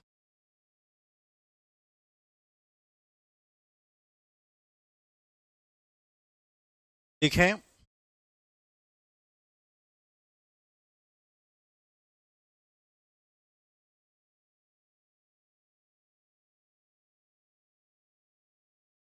व्यवहार में होने वाला, व्यवहार में होने वाला, व्यवहार में होने वाला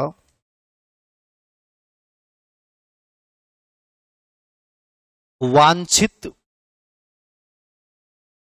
व्यवहार में होने वाला वांछित कोमा अपेक्षित, वांछित अपेक्षित स्थायी परिवर्तन, वांछित अपेक्षित स्थायी परिवर्तन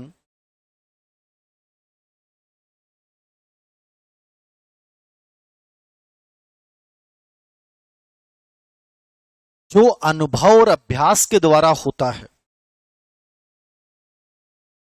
जो अनुभव और अभ्यास के द्वारा होता है,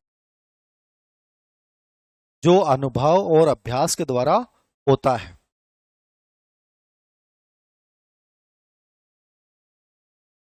किस द्वारा होता है, अनुभव और अभ्यास के द्वारा होता है। ये अधिगम का बेस्ट अर्थ है। अब अर्थ के ऊपर आपको इसके अलावा कुछ नहीं देगा कि अधिगम वास्तव में क्या है। ओके, व्यवहार में होने वाला वांछित, वांछित के स्थान पे एक वर्ड आ सकता है प्रोग्रेसिव चेंज, प्रगतिशील परिवर्तन, अपेक्षित, वांछित और प्रगतिशील परिवर्तन, तीनों कॉमन बात। भाषा बार बार चेंज होगी, समझना है बस आपको कि हम जो चाहते हैं यदि वो परिवर्तन हम बच्चे के व्यवहार में ला पाते हैं, इसका मतलब वो लर्निंग है। और ये परिवर्तन किससे आते हैं, स्पेशली प्रशिक्षण, अनुभव के माध्यम से जो परिवर्तन होते हैं। और ये परिवर्तन कैसे होते हैं, स्थायी। मतलब रियल लर्निंग को मतलब यही हुआ है कि जो चीज थे सीख ली बा जिंदगी में कदे भूलो को नहीं। और ये मान के चलना, आपने साइकोलॉजी को रटा नहीं, समझा, सीखा, आपको दोबारा लाइफ में पढ़ने की जरूरत नहीं, को रिवाइज करने की जरूरत नहीं। लेकिन मैं जानू था है ना, आज की बात पर डैडी जी काल भी याद रह जाए तो उन्हें बता दीजिए। क्यों लर्न कर ही नहीं रहे हैं ना, बैठे हैं बस, सुन रहे हैं बस, माइंड में इमेजिनेशन नहीं चल रहा। आपके इमेजिनेशन को खत्म कर दिया मोबाइल ने। और इमेजिनेशन नहीं होगा तो चीजें स्थायी नहीं बनती। मैं जो चीजें बोल रहा हूं पिक्चर बननी चाहिए दिमाग में, फिर आप भूल जाओ, कब हो ही नहीं सकता। 2 नंबर पे लिखो, अधिगम क्या नहीं है, अधिगम क्या नहीं है।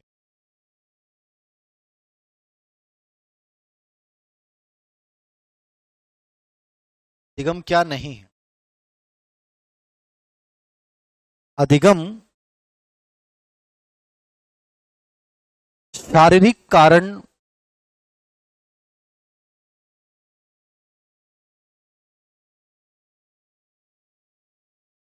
कोमा थकान, रोग, बीमारी, मूल प्रवृत्तियां, मूल प्रवृत्तियां तथा परिपक्वता की वजह से होने वाले परिवर्तन, परिपक्वता की वजह से होने वाले परिवर्तन।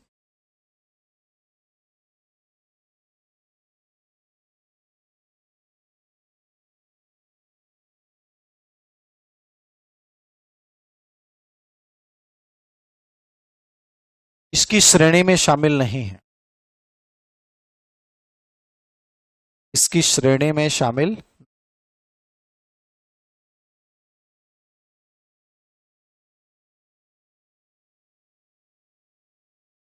बताओ कोई बच्चे को डाउट हो इस चीज के ऊपर, समझ में आ गया अर्थ, अर्थ को लेकर कोई भी डाउट हो। अधिगम क्या है और अधिगम क्या नहीं है। मूलतः शाब्दिक अर्थ, सामान्य अर्थ इतना ही होता है, व्यवहार में परिवर्तन ही क्या है, लेकिन रियल अर्थ होता है व्यवहार में होने वाला वांछित अपेक्षित स्थायी परिवर्तन जो प्रशिक्षण और अनुभव के द्वारा होता है, उसको अपन अधिगम की श्रेणी में शामिल करेंगे। और अधिगम किन की वजह से नहीं है, तो प्रश्न में जब अर्थ पूछेगा कि अधिगम के अर्थ के बारे में कौन सा कथन सत्य है कौन सा कथन सत्य नहीं है, तो वहां उनमें से एक ऑप्शन लिखा आएगा बीमारी से होने वाला परिवर्तन, थकान से होने वाला परिवर्तन, परिपक्वता की वजह से होने वाला परिवर्तन। ये एक ऑप्शन लिखा मिलेगा, आपका उत्तर अपने आप सही हो जाएगा कि अपने को ये पता होना चाहिए कि क्या है और क्या। 2 नंबर पे अर्थ को क्लियर करने के 5 दृष्टिकोण है। 5 दृष्टिकोण बताए गए हैं कि अधिगम के अर्थ को लेकर अलग विचारधारा है। पूरी साइकोलॉजी एक दूसरे से जुड़ी हुई है, याद रखना। यहां ढंग से समझोगे, मैंने कहा शिक्षा मनोविज्ञान टॉपिक भी आपका तैयार हो रहा है, बहुत सारी चीजें अपने आप तैयार हो रही हैं, थोड़ा सा समझना है बस चीजों को लेकर। जहां भी शब्द दिमाग में आ गया उस पर गौर करना है कि क्या कहना चाहता है। अधिगम के अर्थ को लेकर 5 से 6 दृष्टिकोण है। इन पे प्रश्न आएगा कि नहीं आएगा उसको छोड़िए आप, बट ये आगे की आपकी राह को बड़ा आसान बना देंगे। इस शब्द को यदि आप समझ लिया कि वास्तव में कहना क्या चाहता है, इसका मतलब क्या होता है, तो आगे जब मैं इनको पढ़ाऊंगा डिटेल में तो आपको बड़ा आसान सा लगेगा, ऐसा लगेगा सर पढ़ा हुआ है, देखा हुआ है, सुना हुआ है, तो चीज बड़ी आसान हो जाती, नई चीज तकलीफ पैदा करती। तो अधिगम के अर्थ को लेकर 5 दृष्टिकोण हैं। प्रश्न यद्यपि यहां से 3 पूछे गए हैं, बट फिर भी ये इतनी बड़ी विचारधाराएं हैं कि इनको मैं बहुत डिटेल में आगे समझाऊंगा। 1-1 घंटे इन पे डिस्कशन करेंगे, 2-2 घंटे डिस्कशन करेंगे इनका। पहला दृष्टिकोण है अधिगम के अर्थ को लेकर व्यवहारवादी। ऐसा है व्यवहारवादी। व्यवहारवाद शब्द से क्या समझते हैं, व्यवहारवाद क्या है बता सकते हैं? इसको बोलते हैं व्यवहारवाद। बार बार आएगा पूरा मनोविज्ञान जब पढ़ोगे, व्यवहारवाद व्यवहारवाद व्यवहारवाद व्यवहारवाद है व्यवहारवाद। व्यवहारवाद एक विचारधारा है जो ये मानती है कि बाह्य वातावरण व्यक्ति को बदल सकता है। मैं हमेशा एक चीज को मानता हूं और कहता हूं, विश्वास भी रखता हूं कि मैंने ऐसे बच्चों को बनते हुए देखा है जिनका कोई बैकग्राउंड नहीं और जिन्होंने उम्मीद छोड़ दी और पूरी दुनिया उनके बारे में कह सकती है कि ये आदमी कुछ नहीं बन सकता, वो बने हैं। वो अचानक से बदलाव जो आया ना, वो इन्वायरमेंट जब चेंज होता है ना, आदमी कुछ भी कर देता है। इसलिए हमेशा एक चीज याद रखना, आपका रूममेट बहुत गजब का होना चाहिए। जयपुर में आने के बाद सबसे बड़ा चैलेंज ये है कि आपने अपने रूममेट किसको चुना है। यदि यहां आप कमजोर रह गए ना, तो बाकी जगह ऑटोमेटिकली कमजोर हो जाओगे। जिस व्यक्ति के साथ आप अधिकतम समय बिता रहे हो, उसके विचार आपके जीवन को बदलना शुरू कर देते हैं। क्या कर देंगे? बदलना शुरू कर देंगे। इसलिए कभी भी नेगेटिव इंसान को अपनी लाइफ में एंट्री मत देना, चाहे वो दुनिया का सबसे खूबसूरत और सबसे पैसे वाला व्यक्ति क्यों नहीं हो। रूममेट आपकी सिलेक्शन को तय कर देगी। यदि बा चिड़चिड़ी सी, अजीब सी, बा फ्रस्ट्रेशन लिया बैठी है ना, तो वो गुण ट्रांसफर हो जाएंगे आप में, और आप कितनी मेहनत कर लेना, नजरिया आपका लास्ट में जाके डेवलप होगा उसी वाला। चाहे 3 घंटे मेरे से पढ़ के चले जाओगा, लेकिन रात में बिन देखोगा भी की शकल देखोगा, तो धीरे भी की शकल वाली सगली चीज थारे व्यवहार को हिस्सों बन जाएंगे। तो वो काम थान पहलो करना है, आज तो नहीं लेकिन अगले महीना तक कोशिश करियो। रूममेट थारी डंकी होनी चाहिए, लड़का हो चाहे लड़कियां हो, जिनके साथ बैठते हो ना, वो आपका वास्तव में बहुत बढ़िया होना चाहिए, क्योंकि वो आपके सिलेक्शन की राह को बहुत आसान बना देगा। व्यवहारवाद एक बहुत इंपॉर्टेंट विचारधारा। इन्होंने यही विचार दिया वाटसन ने, वातावरण व्यक्ति को बदल सकता है, और वातावरण कौन सा पाइए, किन लोगों के साथ बैठ रहे हो, किन लोगों के साथ बात कर रहे हो, वो चीजें हैं। तो व्यवहारवादी बहुत डिटेल से आगे मैं पढ़ाऊंगा, शिक्षा मनोविज्ञान वाले टॉपिक में, अधिगम में भी आगे मैं चर्चा करूंगा, अधिगम सिद्धांत पढ़ाऊंगा, तो 5 व्यवहारवादी सिद्धांत पढ़ाऊंगा, तो आपके बहुत ज्यादा क्लियर हो जाएगा। यहां केवल मैं एक छोटी सी लाइन लिखा रहा हूं आप कि व्यवहारवादी दृष्टिकोण एक बात कहे कि अधिगम किए है, अधिगम को अर्थ किए है, तो ये कहते हैं अनुभव द्वारा व्यवहार में जो परिवर्तन आता है ना, वो क्या होता है? एक छोटी सी लाइन दिए, अनुभव द्वारा व्यवहार में परिवर्तन क्या कहलाता है। मतलब इतो सो वर्ड याद रखना था ना कि अनुभव जहां भी आ गए और अनुभव से जो चेंज होते हैं वो अधिगम होते हैं। ये बात किसने कही है, व्यवहारवाद। और अनुभव कहां से आते हैं, वातावरण से आते हैं। कहां से आते हैं, किसी के साथ आप इंटरेक्शन करोगे, बातचीत करोगे, दोस्ती बनाओगे, वहां से एक्सपीरियंस मिलेंगे, वो तुम्हारे जीवन को आगे प्रभावित, वो आपके जीवन को क्या करते हैं, प्रभावित करते हैं। आपने किसी व्यक्ति के साथ दोस्ती की, उसने आपके साथ धोखा कर लिया, आपका अनुभव क्या है, नकारात्मक।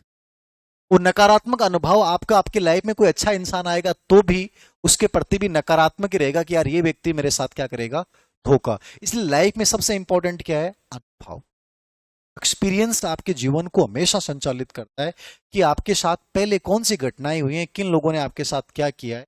तो वो अनुभव ही अधिगम है। ये किसने कहा है, तो एक छोटी सी लाइन लिख लो, अनुभव द्वारा व्यवहार में परिवर्तन। अनुभव द्वारा व्यवहार में परिवर्तन क्या है, अधिगम। किसने कहा है,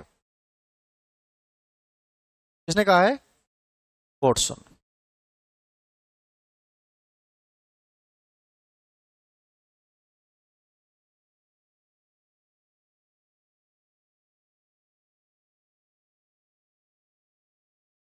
दूसरा दृष्टिकोण लिखना, गेस्टाल्टवादी। गेस्टाल्टवाद सुना है क्या आपने कभी, गेस्टाल्टवाद का नाम सुना है। ये बहुत डिटेल में समझाऊंगा, सबके सब दोबारा आएंगे आपके सामने, एक ही चीज कई बार आएगी, आपको लगेगा कि एक चीज याद हो गई सर। गेस्टाल्टवाद कोहलर, कॉफका, मैक्स वर्दीमर, जिन्होंने सूज का सिद्धांत दिया था, इनसाइट थ्योरी दी थी, बहुत डिटेल से अपन पढ़ेंगे। पूरे सिद्धांत में सबसे इंपॉर्टेंट एक वर्ड है इनका, क्या है, संपूर्ण।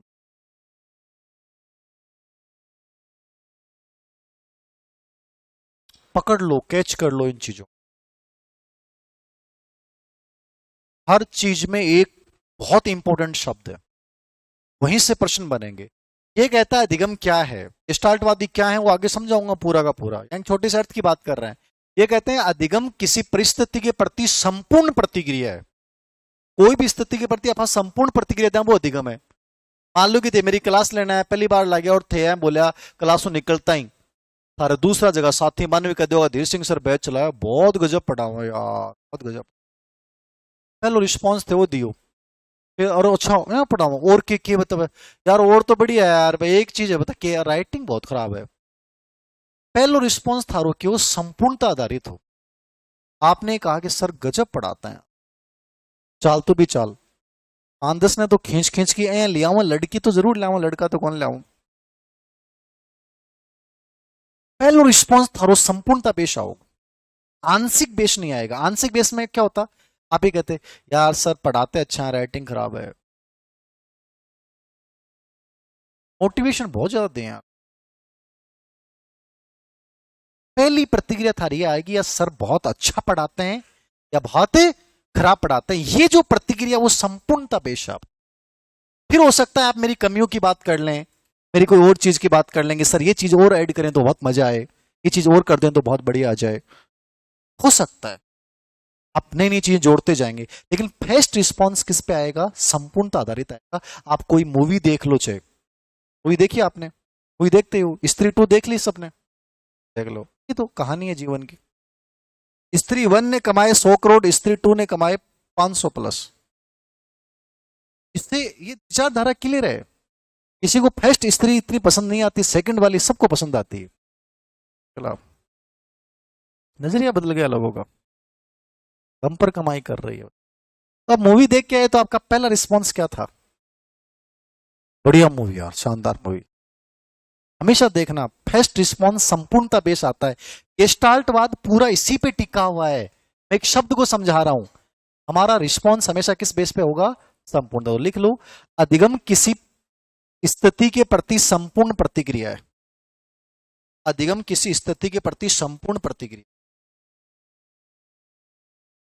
अधिगम किसी स्थिति के प्रति कौन सी प्रतिक्रिया है, संपूर्ण प्रतिक्रिया।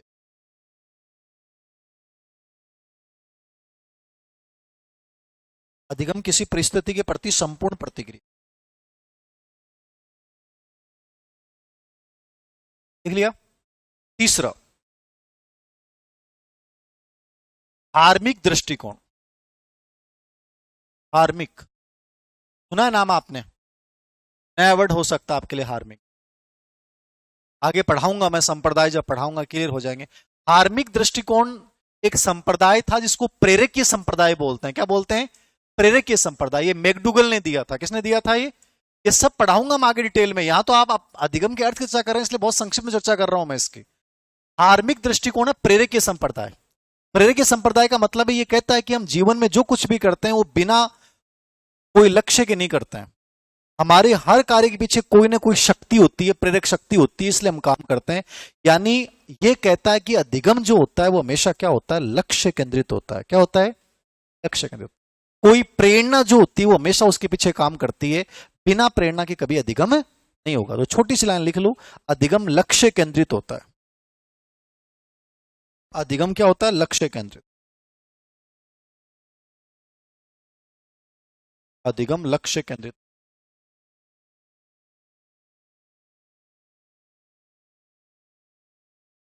चौथा बिंदु लिखना, संरचनावादी दृष्टिकोण। बहुत इंपॉर्टेंट है, बहुत प्रश्न आते हैं इसके ऊपर, तो बहुत डिटेल से समझाऊंगा इनको सबको, दोबारा से आएंगे, बहुत बड़ी थ्योरीज हैं। संरचनावादी दृष्टिकोण बहुत इंपॉर्टेंट विचारधाराएं हैं, सब बहुत डिटेल से समझेंगे अपन। आप तो संक्षिप्त में चर्चा कर रहे हैं। संरचनावाद वाइगोत्स्की, जेरोम ब्रूनर, जीन पियाजे सबने दिया था। एक ही लाइन बोलता है। संरचनावाद का मतलब होता है निर्माण करना। जब हम पूर्व अनुभव के आधार पे कोई भी चीज का निर्माण करते हैं तो ज्ञान का निर्माण करना ही क्या कहलाता है? अधिगम। तो डिटेल में पढ़ाऊंगा, यहां छोटी सी लाइन लिख लो आप। पूर्व अनुभव के आधार पे नवीन ज्ञान का निर्माण ही अधिगम है। पूर्व अनुभव के आधार पे नवीन ज्ञान का निर्माण ही अधिगम। पूर्व अनुभव के आधार पे नवीन ज्ञान का निर्माण क्या है? अधिगम। ये चार दृष्टिकोण मैंने पढ़ाए हैं। चार दृष्टिकोण मैंने पढ़ाए हैं। आज केवल मेरा आपसे मिलना था उद्देश्य। कल से विधिवत ये बैच अपने स्टार्ट करेंगे। इस फर्स्ट टॉपिक को दोबारा से प्रारंभ करेंगे। फीस आप किसी भी एक की करते हैं तो 3,000 रुपए विथ टेस्ट सीरीज है। यदि आप complete grade first, grade second, grade third सब मिलके करते हैं तो 3500 रुपए फीस है। ठीक है, और वो आपको बता दिया जाएगा। 2 दिन आप कंप्लीटली आप क्लास लेके देख सकते हैं, आ सकते हैं, आप आ सकते हैं। एक बच्चा आपको मिलेगा, वो आपको फीस लेके और आपके कार्ड बना देगा। क्लास के बाहर से भी होगा। कल से विधिवत चलेगा। वीक में 4 दिन क्लास जरूर होगी, कई बार 5 दिन भी हो जाएगी। टाइमिंग फिलहाल यही रहेगा, कोई चेंज करने का विचार नहीं है। इवनिंग बैच चल रहा है। मॉर्निंग इन फ्यूचर सोच सकते हैं मॉर्निंग का, बट अक्टूबर में ही होगा जो भी होगा। ठीक है ना? इस टाइम यदि आपके अनुकूल है आप इस बैच को आराम से ज्वाइन कीजिए, बेफिक्र होकर ज्वाइन कीजिए। आपके इस बैच में प्रॉब्लम है तो आप अपने अकॉर्डिंग देख लीजिएगा। आप इवनिंग, लेट इवनिंग का इसके बाद होगा कि नहीं होगा कह नहीं सकते। ये जो नए बच्चे हैं जो आ जाएं वो इस पे नाम वगैरह लिख के चले जाना, ताकि कोई इंफॉर्मेशन जो ज्वाइन करना चाहे वो बच्चे लिख देना, ताकि हमें एक आइडिया रहे। और बाकी कोई सवाल हो तो आप पूछ सकते। कल मैं इसको शुरुआत से प्रारंभ करूंगा इस टॉपिक को। आज जो चर्चा की वो नॉर्मली अपन एक मुलाकात थी अपनी, एक सेशन था अपना, बस इसी रूप में किया। ओके।